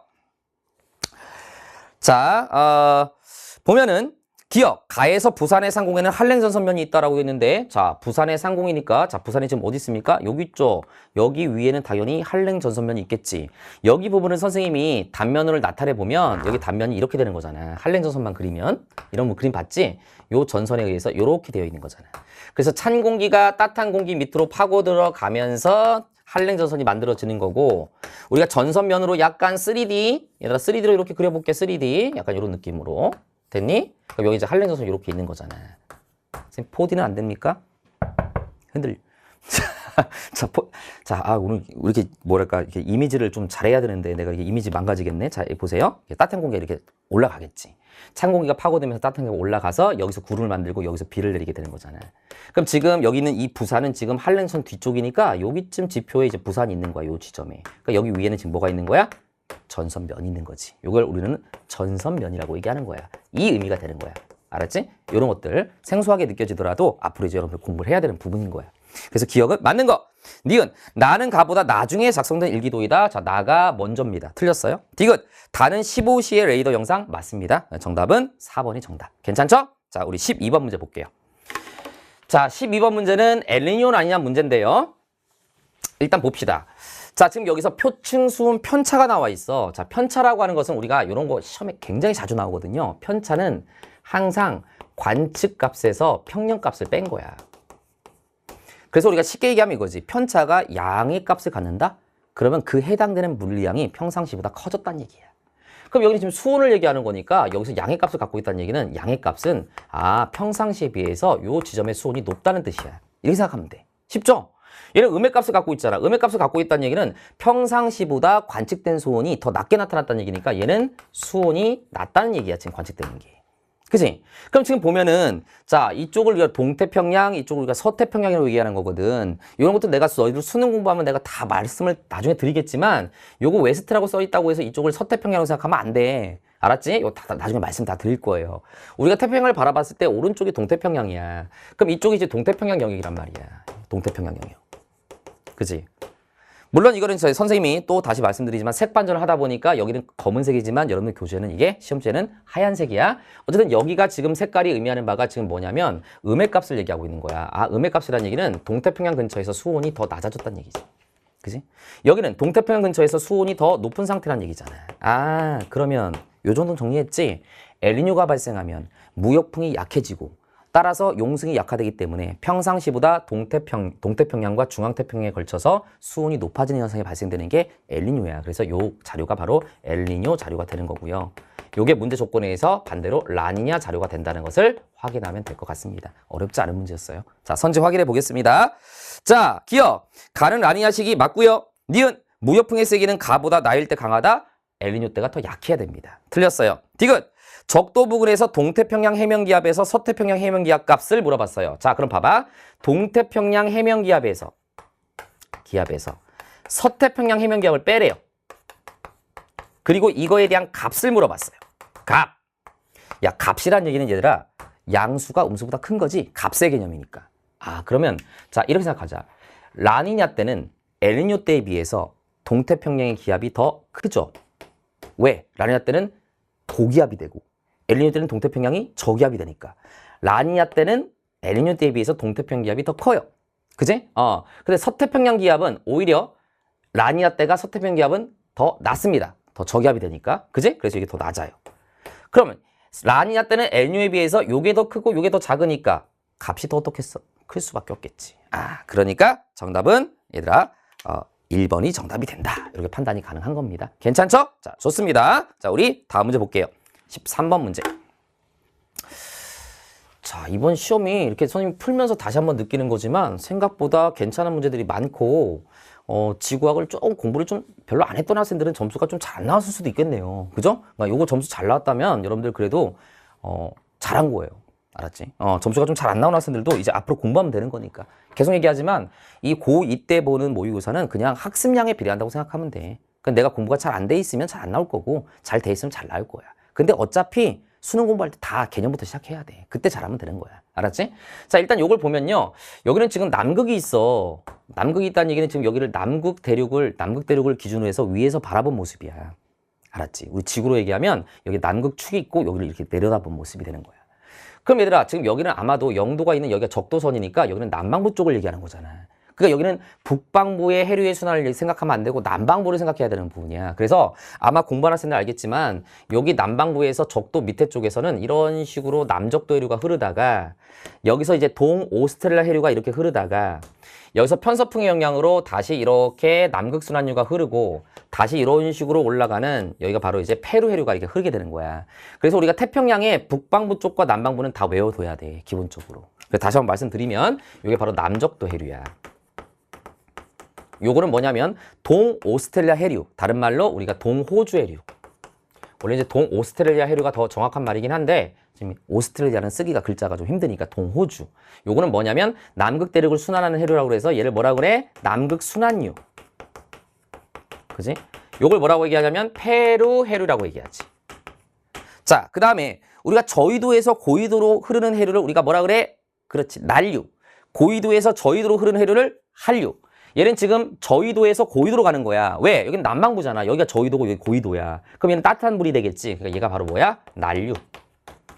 얘는 반대로 한류. 이렇게 되는 거야. 그 다음에 남적도 해류는 무역풍의 영향을 받았고요. 그 다음에 남극순환류는 편서풍의 영향을 받는다. 요 정도는 알고 있어야 되는 내용이지. 자, 문제선지 확인해 보겠습니다. 자, A에는 남적도 해류가 흐른다. 맞습니다. 자, 그 다음에 니은 표층수온은 B보다 D에서 높다. B보다 D에서 더 낮아야지. 한류니까. 디귿선지 C에 흐르는 해류는 편서풍의 영향을 받는다. 얘는 무역풍, 얘는 편서풍. 맞죠? 그리고 요렇게 남반구 입장에서 반시계 방향으로 순환이 일어나는데 이것을 남반구의 무슨 순환? 열대 순환이다라는 것도 우리가 다시 한번 챙겨두시면 될 것 같아요. 알겠지? 그러니까 북방부의 열대 순환만 기억하던 학생들은 이것도 좀 어렵게 느껴질 수 있었을 것 같아요. 어쨌든 간에 정답은 3번입니다. 됐죠? 자, 그 다음에 14번 볼게요. 자, 14번 문제는 문제가 이제 탐구활동이라 좀 기네. 근데 사실은 이렇게 긴 문제일수록 별로 어렵지 않은 문제일 가능성이 높아. 그래서 가나다가 이제 어쩌고 저쩌고 나와 있긴 한데, 자, 이게 탐구 결과가 안 나와 있군요. 우리 조교님이 센스 없게 탐구 결과 딱 있으면 좋은데. 없으니까 선생님이 그냥 거기 보면서 정리를 해볼게요. 탐구 결과를 보자, 일단.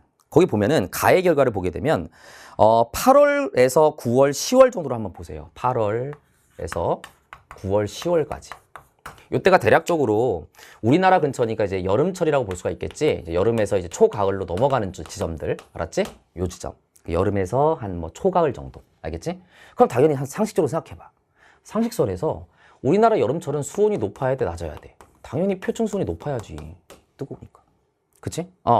자, 그 다음에 요걸 꼭 기억해둬야 되는데, 자, 얘들아, 이거 되게 중요한 거야. 우리나라는 여름철이 수온이 높아. 근데 이 염분이라고 하는 것은 쉽게 얘기하면 물이 얼마나 짜냐 싱거우냐를 얘기하는 거잖아. 근데 우리나라는 여름철에 뭐가 많이 오냐면 비가 많이 와. 이거 되게 중요한 개념입니다. 비가 많이 와. 그래서 우리가 염분을 결정하는 것은 뭐냐면, 염분이라고 하는 것은 단순히 수온이 높다고 해서 많이 날아가겠군? 그럼 염분이 높겠군? 이렇게 얘기하면 안 돼. 이러한 너희들이 잘못된 것들을 바로잡기 위해서 우리가 개념 과정이 필요한 거야. 알겠니? 그래서 염분이라고 하는 것은 가장 중요한 게, 다른 것도 영향을 줄 수가 있지만 그 해역에서 증발량에서 강수량을 뺀 값에 의해서 주로 결정이 되는 거야. 물론 이거 말고도 우리가 뭐 담수의 유입이라든가 뭐 혹은 빙하가 녹는다든가 이런 것들도 영향을 주겠지만 가장 중요한 요소가 바로 증발량과 강수량의 요 차이에 의해서 결정되는 거라고. 그치? 그래서 자, 여러분들 봐봐. 우리가 적도 근처는 뜨겁잖아, 그지? 그럼 적도 해역은 수온이 높겠지. 그렇다고 해서 적도 해역이 가장 염분이 높을까? 증발이 많이 되니까? 아니야. 적도 해역은 우리가 저압대라고 들어봤지. 적도는 저기압이 많이 발달해. 그래서 수온이 높아서 증발량도 있을 수 있겠지만 저기압은 비가 많이 오잖아. 비가 많이 와서 오히려 중위도보다 염분이 더 낮게 나타난다고. 이런 것들을 여러분들이 바로잡는 게 되게 필요해. 그래서 내가 이 해설 강의를 찍으면서 너희한테 이러한 포인트들을 앞으로 공부해야 된다. 알았지? 그래서 마찬가지로 우리나라에서 여름철은 수온은 높지만 여름철에 비가 되게 많이 와. 그래서 우리나라 입장에선 1년 중에 비가 가장 많이 내리는 계절이 바로 여름철이야. 따라서 이 여름철에서 초가을로 넘어가는 이때는 수온은 높고 염분은 일반적으로 낮게 나타나는 경향이 있어. 뭐 때문에? 강수량이 많기 때문인 거야. 증발량에 비해서 강수량이 많기 때문인 거지, 쉽게 얘기하면. 이거는 알아둬야 되는 거야. 되게 중요해. 그래서 이번에 고2, 이번에 모의고사가 문제를 상당히 잘 냈어. 그럼 봐봐. 그럼 우리가 이 정도 상식을 알고 있으면 쉽게 여기 봐봐. 여기 보면은 8월, 9월, 10월 쪽, 7, 8, 9라고 할까? 뭐 대충 이쪽 여름 쪽. 우리나라 여름철 그지? 가을로 넘어가는 요 여름철에는 지금 얘가 높게 나타나고 있잖아. 얘가 바로 수온이겠지.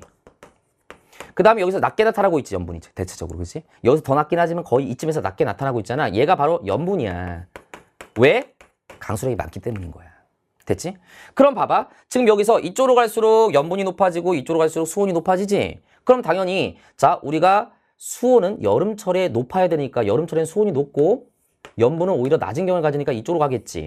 그러니까 결과적으로 여기쯤에 찍히는 얘네들이 바로 이제 여름철에 찍히는 지점들이라고 볼 수가 있는 거야. 반면에 우리가 이제 대략적으로 봤을 때 여기쯤에 찍히는 이런 지점들이 염분도 높고 수온은 더 낮은 상태니까 오히려 약간 겨울철에 더 가깝다라고 대략적으로 볼 수가 있겠지. 정확한 월은 또 우리가 이제 디테일하게 분석해야 되지만 우리가 30분이라는 시간 동안에 거기까지 분석할 필요는 없고 요 정도는 알고 있어야 된다는 거야. 그 다음에 요걸 우리가 뭐라고 하냐면 TS도라고 해서 TS도는 바로 염분과 수온을 나타내는 그래프로서 이때 여기는 이 선들을 우리가 뭐라고 하냐면 등밀도선이라고 얘기하는 거지. 그래서 이쪽 대각선으로 갈수록 염분은 높아지고 수온은 낮아지기 때문에 염분이 높고 수온이 낮을수록 밀도가 크지. 그래서 오른쪽 대각선 밑으로 갈수록 밀도가 증가하게 되는 거야. 그러니까 해수의 밀도는 겨울철이 여름철보다 더 크다라고 말할 수가 있는 거지. 됐니? 자, 그래서 요거 가지고 문제 접근하도록 하겠습니다. 기억 A는 염분 변화이다. 자, A는 염분 변화가 아니라 수온 변화입니다. 자, 그 다음에 니은 표층 해수의 밀도는 6월보다 12월에 크다라고 돼 있어. 자, 찾아봐. 6월이 지금 어디냐면 여기야. 6월이 여기지. 12월은 여기야. 그치? 물론 요거 갖다 찾아도 되긴 하거든? 근데 사실은 여기 없는 거기 표 갖다가 보는 게 더 편해. 그 표를 내가 읽어볼게. 내가 여기 PPT에 띄우진 않았지만 6월을 보게 되면은 6월 달은 지금 수온이 18.6, 그 다음에 염분이 34야. 33.4, 미안. 33.4. 그 다음에 12월을 보게 되면 12월의 수온은 13이야. 근데 염분은 33.8이야. 아, 그러니까 6월보다 12월이 수온도 더 낮고 염분도 더 높다는 것을 알 수가 있어. 맞지? 그러니까 밀도가 12월이 더 커야 돼. 그래서 니는 맞는 거. 디귿선지.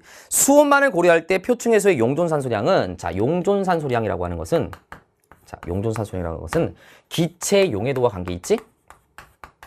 자, 이런 것들도 우리가 이제 잘 정리를 해줘야 되는 거야. 기체 용해도는 수온이 어떨수록 낮을수록 기체 용해도가 크고요. 염분이 낮을수록 기체 용해도가 크고요. 압력, 수압이겠지. 물이라고 한다면 압력이 클수록 기체 용해도가 큽니다. 근데 이 문제에서 수온만을 고려했을 때라고 했으니까 수온이 낮을수록 기체 용해도가 커야 되니까 용존산소량이 많아야 되는 거야. 알았지? 그래서 수온만을 고려할 때 표층에서의 용존산소량은 3월보다 9월에 많다라고 돼 있는데 3월이 9월보다 수온이 더 낮은 것을 확인할 수가 있어. 그렇기 때문에 3월이 더 많아야 돼. 그래서 정답은 2번입니다. 괜찮죠? 자, 그 다음에 15번 가겠습니다. 자, 15번 문제는 이제 우리가 3단원이 들어갔는데 3단원이 여러분들 전부 다 시험 범위에 들어가지는 않은 것 같아요. 그래서 요거는 이제 일반적으로 우리가 HR도라든가 별의 진화, 주기혈성 이런 걸 나타내는 어떤 자료라고 볼 수가 있습니다. 자, 일단 보겠습니다. 자, 지금 보면은 현재 태양의 위치가 여기야. 그지? 현재 태양의 위치가 표면온도가 요 정도, 반지름이 요 정도. A 시기 때는 현재보다는 더 과거의 시기였겠지. 그치? 더 과거의 시기, 현재보다 태양이 더 과거의 시기. 그러니까 태양이 주기혈성이 되고서 현재보다 얼마 지나지 않았을 때겠지. 그럼 요때를 보게 되면 표현온도는 한 여기고 반지름은 여기야. 그럼 봐봐. 우리가 광도라는 게 있죠. 광도, L을 광도라고 하는 거야. 광도는 뭐에 비례하냐면 그 별의 반지름의 제곱과 표면온도의 4제곱의 곱에 비례하지. 이게 바로 광도야. 고만 학생들 알고 있을 거야. 그러면 A 시기보다 현재는 이 자료 그대로 해석하면 표면온도가 더 높아. 반지름도 더 크네. 그럼 무조건 광도가 더 커야지. 그치? 그래서 전반적으로 A 시기보다 현재가 광도가 더 크다는 것을 알 수가 있고 전반적으로 이 태양은 시간이 지남에 따라서 광도가 조금씩 증가하고 있다는 것을 우리가 판단할 수가 있게 되는 거야. 됐죠? 자, 그 다음에 요거는 이제 태양의 내부 구조를 나타낸 거겠지. 문제 조건에서 맞니? 맞아. 태양의 내부 구조인데 여기가 태양의 중심 핵이 있는 곳이고 이쪽이 표면이야. 그럼 여러분들 이거 공부해서 알 거야. 태양 질량의 2배. 태양 질량의 2배 정도로 잡고 요거보다 질량이 작은 별은 핵, 복사층, 대류축. 그 다음에 태양 질량의 2배보다 더 질량이 큰 주기혈성 같은 경우는 대류핵과 복사층으로만 되어 있어. 그 얘는 태양이니까 당연히 여기가 중심 핵이 있고 여기가 복사층이 있고 그 다음에 여기가 뭐가 있어? 대류층이 있겠지. 이렇게 되어 있다는 것을 우리가 알 수가 있는 거야. 됐어? 자, 그 다음에 봐봐. 지금 요게 수소고 요게 헬륨이잖아. 그치? 이 별이, 즉 이 태양이 주기혈성이 막 된 단계라고 한다면 수소가 표면하고 중심부하고 그 양이 거의 같았어야 돼. 이렇게 됐어야 된다고. 헬륨도 마찬가지로 이렇게 돼 있어야 되는 거야. 봐봐. 쌤, 주기율성이 막 된 시점에는 아직 중심액에서 핵융합 반응이 안 일어나죠? 그렇지. 근데 헬륨은 왜 있죠? 얘들아, 이게 되게 중요한 거야. 나중에 내가 이런 것들을 다 해줄 건데, 우리가 별이라고 하는 것은 성간물질이 중력 수축을 통해서 만들어지는 거기 때문에 꼭 핵융합 반응을 하지 않더라도 우주 공간의 수소와 헬륨의 질량비는 약 3대 1로 있기 때문에 수소가 가장 많아. 그래서 별이 만들어진 시점에 수소가 가장 많은 거야. 근데 헬륨도 있는 거지. 이 헬륨은 핵융합 반응이 아니라 우주 공간 자체에 있었던 성간 물질에 있었던 애인 거야. 이런 것들을 원리적으로 접근할 줄 알아야 돼.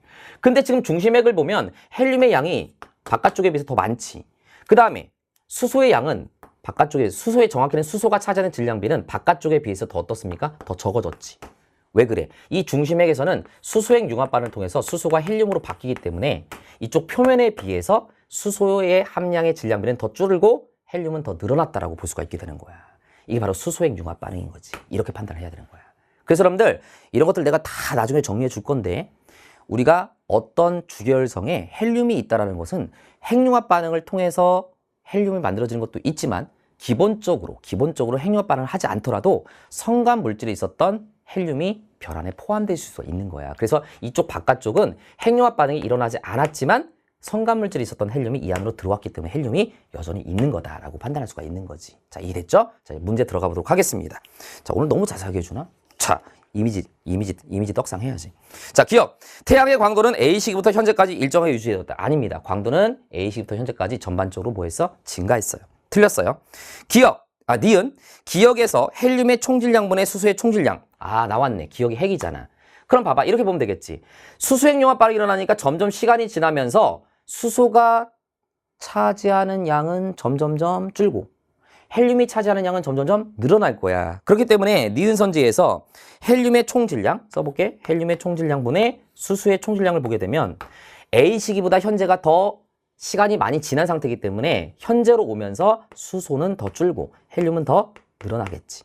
그럼 이 전체는 어떻게 되겠어? 줄겠지. 그러니까 현재가 더 작아야 되는 거야. 그지? 그래서 니은 선지에서 현재보다 A 시기 크다? 맞습니다. 디귿 선지. 니은에서는 주로 대류에 의해 에너지가 전달된다. 자, 니은은 복사가 되겠지. 대류가 아니라. 대류는 여기입니다. 됐죠? 그래서 정답은 2번이 정답입니다. 됐죠? 자, 여기까지 해서 칠판 잠깐 정리하고요. 16번부터 20번까지 이어서 설명 들어가도록 하겠습니다. 자, 이제 칠판 정리했고요. 우리 16, 17, 18, 19, 20. 자, 5문제 남았군요. 자, 나는 4문제 남은 줄 알았어. 자, 어쨌든 보겠습니다. 아유, 일단 16번. 자, 16번은 어려운 문제가 아니니까, 자, 우리가 심층순환과 관련된 내용이 되는 거고, 보통 심층순환이 만들어지는 곳은 대서양 쪽. 알겠지? 여기서 북극의 그린란드 지역에서 심층수가 만들어지고요. 그지? 북대서양 심층수. 알죠?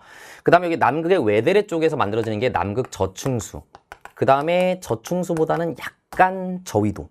남극 저층수보다 약간 저위도. 한 위도 한 60도 S 정도에서 만들어지는 게 남극 중층수예요. 이거는 어느 정도 암기를 하고 있어야 되는 부분인데, 우리가 심층수는 이렇게 크게 3가지의 어떤 수계가 있는데, 이때 밀도는 저층수가 가장 크고 그 다음에 심층수, 그 다음에 중층수로 갈수록 밀도가 작아집니다. 그래서 이 자료를 보게 되면 가장 해저 깊은 곳에서 흐르고 있는 얘가 바로 남극 저층수, 얘는 바로 북대서양 심층수, 얘는 남극 저층수, 이렇게 되는 거야.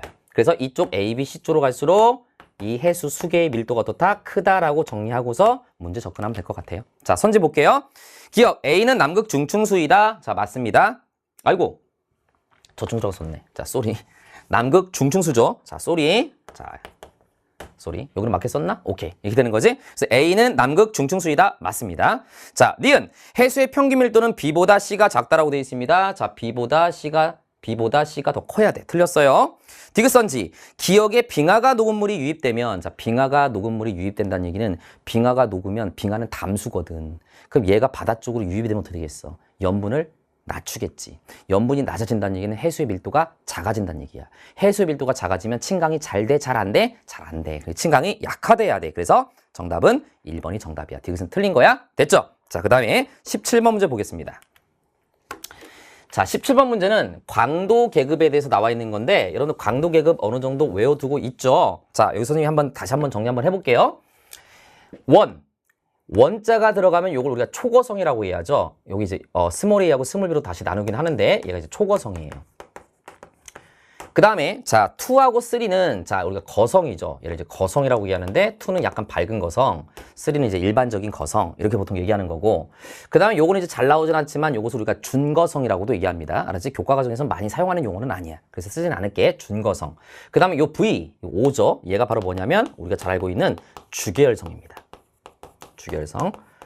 자, 그 다음에 요 디귿이 이제 7, 7이 되는 건데 요게 바로 뭐냐면 백색 외성이지. 백색 외성.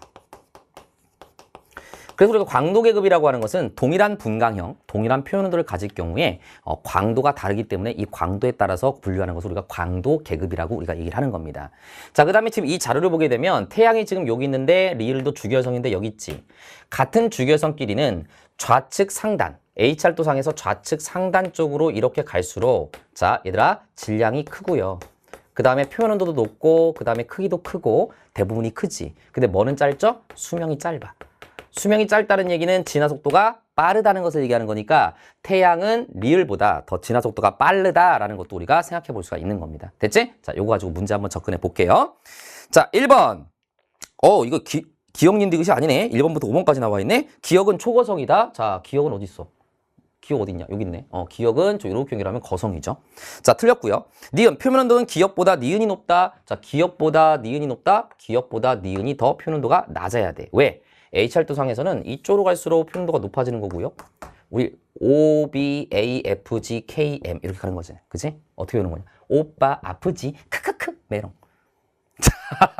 이런 거 내가 나중에 다 알려줄 거라고. 알겠지? 너희들이 선생님 어떤 이 개그를 봤을 때 처음에 보이는 반응은 이거야. 물음표. 뭐지? 쟤 대체 정체가 뭐야? 그러다가 이제 뭐냐면 느낌표야. 놀랍군. 그러다가 크크거려 이제 슬슬. 그러다가 이제 파이널쯤 되면은 나의 개그에 완전히 익숙해지면서 개추!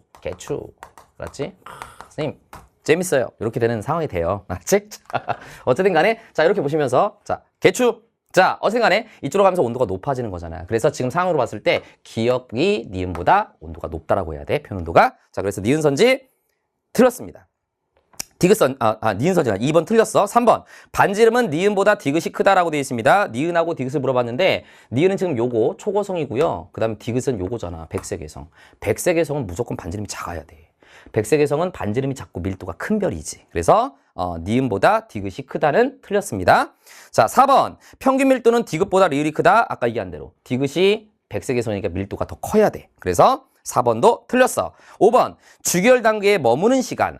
주계열 단계에 머무는 시간은 리을이 태양보다 같은 주계열성이지만 질량이 작고 수명이 더 길어서 주계열 단계에 머무는 시간이 더 오래 걸린다. 오랫동안 머문다. 이렇게 본다면 태양보다 리을이 길다라고 했으니까 5번은 정답이 되겠습니다. 됐어요. 자, 그 다음 18번 들어가겠습니다. 자, 18번 문제. 별의 진화 경로를 나타낸 건데요. 자, 이렇게 한번 생각해 보자. 별의 진화 경로에서 지금 화살표가 이렇게 가고 있지. 이렇게 가고 있다는 얘기는 이제 원시성에서 이제 주계열성으로 넘어가는 단계인 거야. 그래서 여기가 이제 주계열성 단계가 있는 거지. 별은 자신의 일생에서 가장 오랜 시간 동안 머무르는 단계가 주계열성 단계고, 여기서 별의 자신의 어떤 일생의 약 90% 이상을 주계열성 단계에서 보낸다라고 알려져 있어. 이 문제에서 포인트는 이걸 잘 알아둬야 되는 거야. 별은 주계열성에서 보내는 시간이 나머지 시간을 다 합한 것보다도 길어요. 알겠지? 그러니까 여기서 대부분 시간을 보낸다는 거야. 그러다가 얘가 이제 시간이 지나서 중심액에서 수소액융합 반응이 다 끝이 나게 되면 중심부는 수축하고 바깥쪽은 팽창하면서 이제 거성 쪽으로 지나게 되지. 이렇게 가게 되는 거야. 그래서 여기 찍히는 이 디귿은 완벽한 거성이라고 보기는 힘들고 아까 쌤이 전문지에서 얘기한 약간 준거성. 즉 우리가 교과전상에서는 주계열성에서 거성으로 넘어가는 단계라고 볼 수가 있는 거야. 그래서 지금 이 문제 조건에서 A하고 B는 니은과 디귿 중에 하나를 순서 없이 나타낸 거라고 되어 있으니까 니은은 중심액에서 수소액 융합 반응이 일어나고 있는 안정적으로 일어나고 있는 이 단계. 이게 바로 A가 바로 니은 주계열성 단계입니다. 됐지? 그 다음에 이 디귿은 주계열성에서 거성으로 넘어가는 단계니까 이때 중심부는 수축을 하고 그러다 보니 바깥쪽은 팽창을 하면서 바깥쪽은 팽창하는 거야 반대로. 그지? 이렇게 배웠던 거지.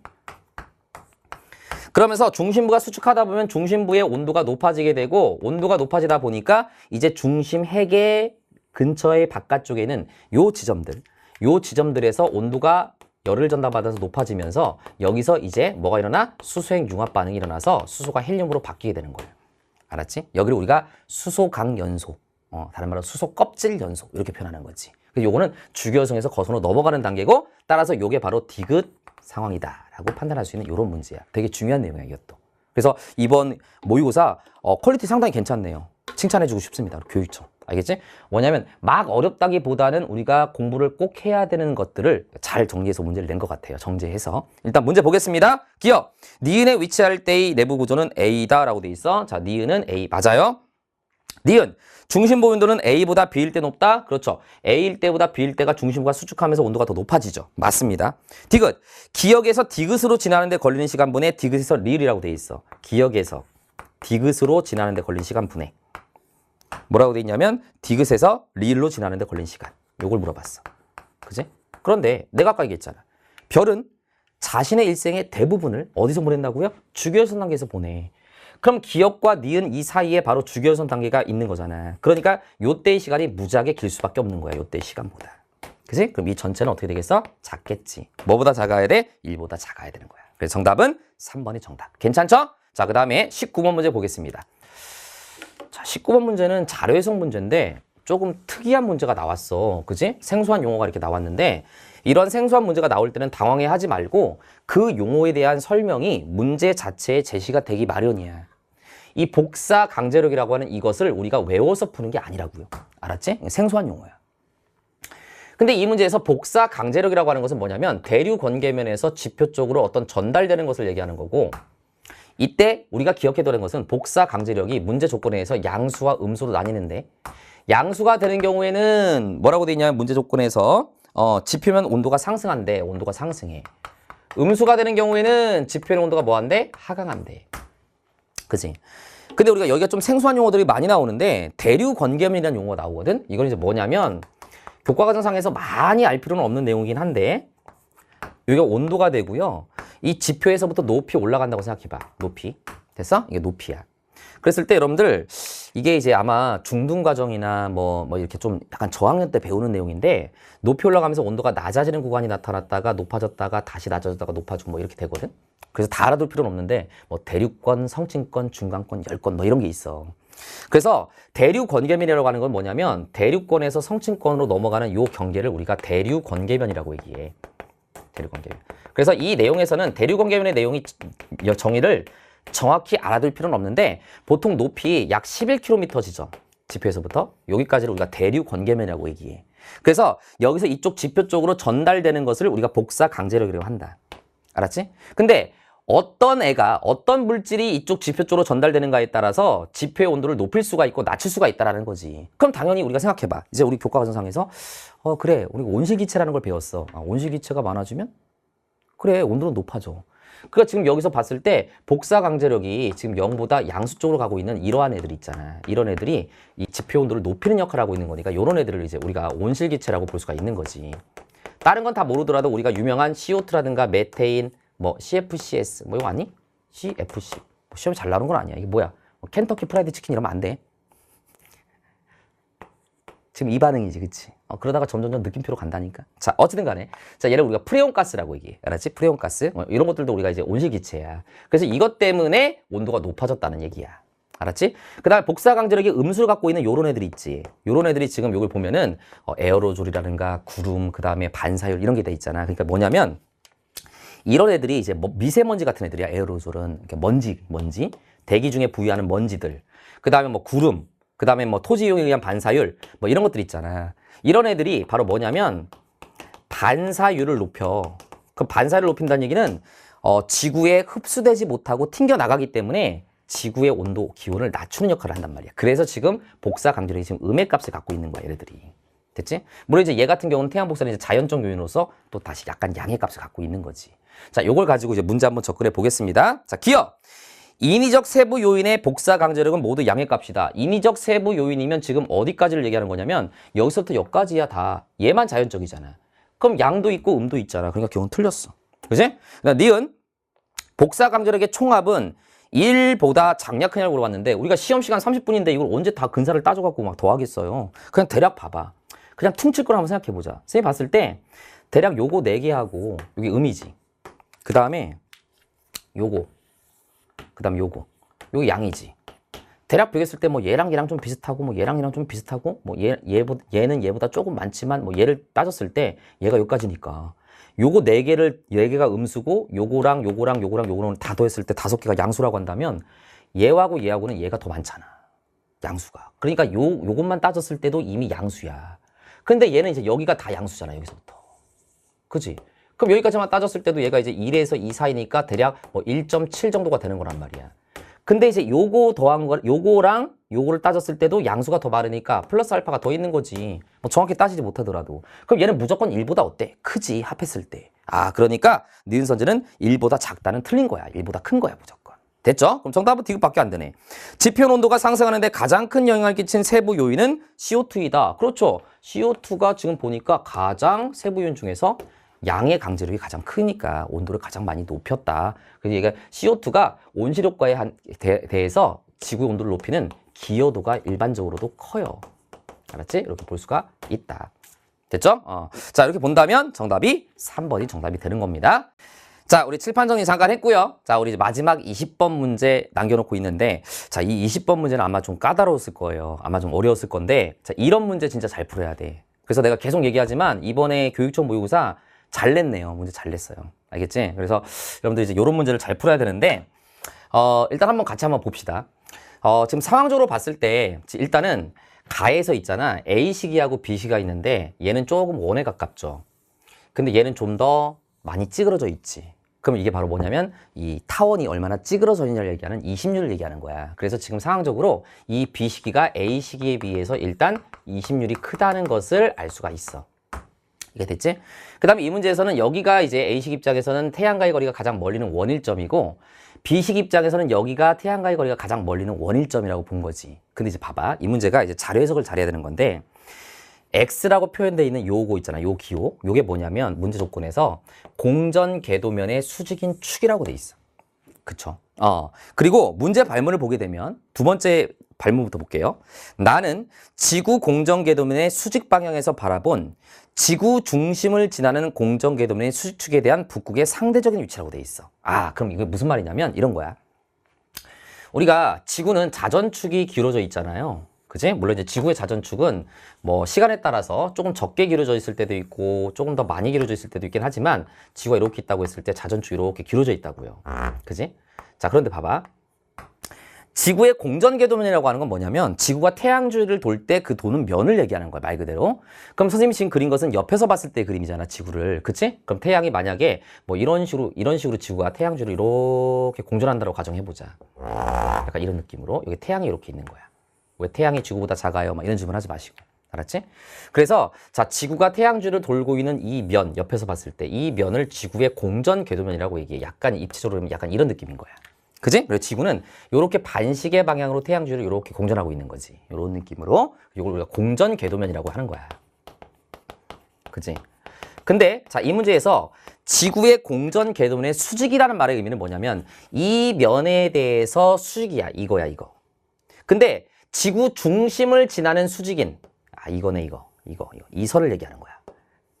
그랬을 때 여기를 우리가 이제 X라고 한다는 거야, 이 지점을.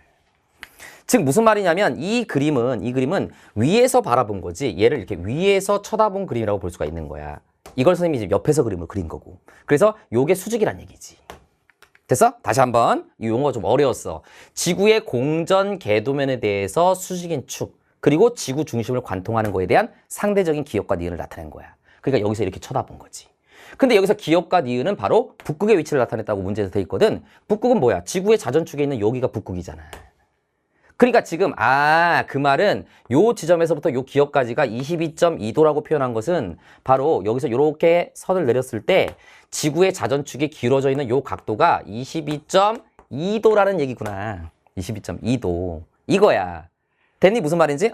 자, 그래서 자, 요런 느낌으로 우리가 생각을 하면 돼. 선생님이 기역 관점으로 얘기한 거야. 그러면 이제 그림을 다시 한번 여기다 그려볼게.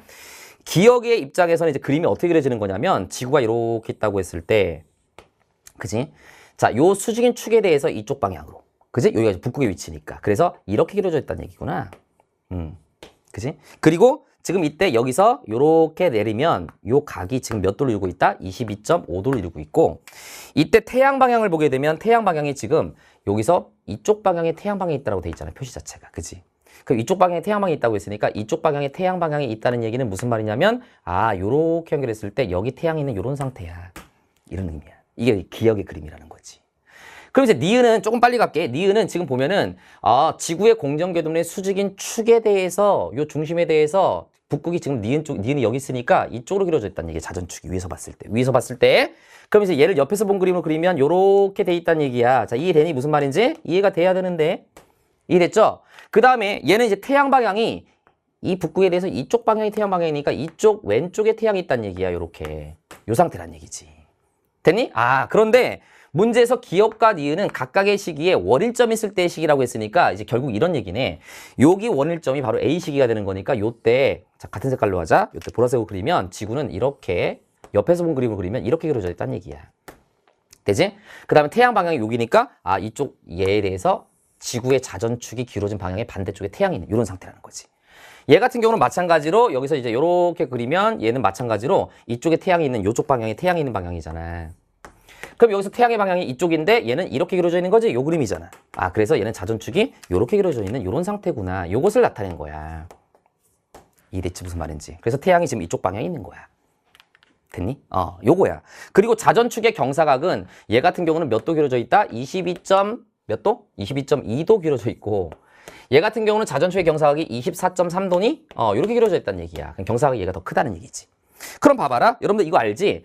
지금 북방부 입장에서만 봤을 때 북방부가 지금 태양의 반대쪽으로 축이 이루어져 있으니까 여기 원일점에 있을 때 지금 이 시기는 북방부가 무슨 철이야? 겨울철이라는 얘기야. 그치? 근데 비시기에 있을 때도요. 자, 태양의 반대쪽으로 자전축이 이루어져 있기 때문에 이때는 북방부 입장에서 무슨 철이라는 얘기야? 역시 겨울철이라는 얘기야. 즉, 두 시기 모두 원일점에 있을 때가 북방부 입장에서 겨울철이라는 것을 의미하게 되는 거야. 알겠니? 무슨 말인지? 물론 우리가 이제 여기서 더 나아가서 더 꼬게 되면 우리가 이제 수능이라든가 평가원 같은 경우는 이제 이래놓고서 남방부의 계절을 물어보는 이런 경우도 나오긴 해. 근데 이 문제는 아무래도 고2의 어떤 과정에서 보는 문제다 보니까 거기까지 되는 건 너무 꼬는 것 같아서 결국 남방부를 물어보진 않았어. 어쨌든 남방부는 북방부가 겨울이면 남방부는 여름이겠지. 얘도 북방부가 겨울이니까 남방부는 여름이 되겠지. 이런 상황인 거야. 됐지? 자, 요거 가지고 문제 접근해 보도록 하겠습니다. 자, 기억. A일 때 원일점에서 북방부는 여름철이다. 자, A일 때 A시기. 원일점에서는 북방부는 겨울철이에요. 틀렸어요? 니은, 근일점에서 1일 동안, 하루 동안 지구에 입사하는 태양 복사 에너지량인데 지구에서라 그랬어. 이런 워딩 되게 중요하거든. 지구라고 하는 것은 얘들아, 지구 전체가 받는 양을 얘기하는 거야. 그러니까 이건 북방부, 남방부를 따로 얘기하는 게 아니지. 그럼 지구 전체가 받는 양은 뭐에 의해서 결정되는 거냐면 태양과의 거리에 의해서만 결정되는 거야. 알겠니? 무슨 말인지? 자, 그런데 니은에서 요구한 것은 근일점에서라고 했잖아. 근데 여기는 지금 A시기 때 원일점이잖아. 그럼 근일점은 반대편에 있을 때겠지. 그럼 여기가 근일점. 그치? 여기가 바로 A시기일 때의 근일점이지. 자, 그 다음에 여기는 B시기는 여기가 원일점이니까 반대편에 있을 때 여기 있을 때가 뭐가 되겠어? B시기의 근일점의 위치겠지. 그치? 그럼 지구가 전체가 받는 양이라고 하는 것은 북방부, 남방부 계절하고는 관계없이 지구 전체니까 태양과의 거리에서만 결정돼. 따라서 여기 B시기 때 근일점은 태양과의 거리가 가깝지. 근데 A시기일 때의 근일점은 여기니까 태양과의 거리가 더 어때? 멀지. 그러니까 당연히 더 가까이 있는 요 때가 태양 복사 에너지를 더 많이 받게 되는 거야. 지구 전체가. 그래서 B시기 때가 더 많이 받게 되는 거야. 그래서 A보다 B일 때 많다? 맞는 겁니다. 자, 디귿선지. 30도 L에서 기온의 연교차를 물어봤어. 자, 기온의 연교차. 연교차라고 하는 것은 얘들아, 쉽게 얘기하면 여름과 겨울철의 기온의 차이지. 근데 여기는 지금 30도 N이니까 무슨 구로 물어본 거야? 북방구로 물어본 거야. 그치?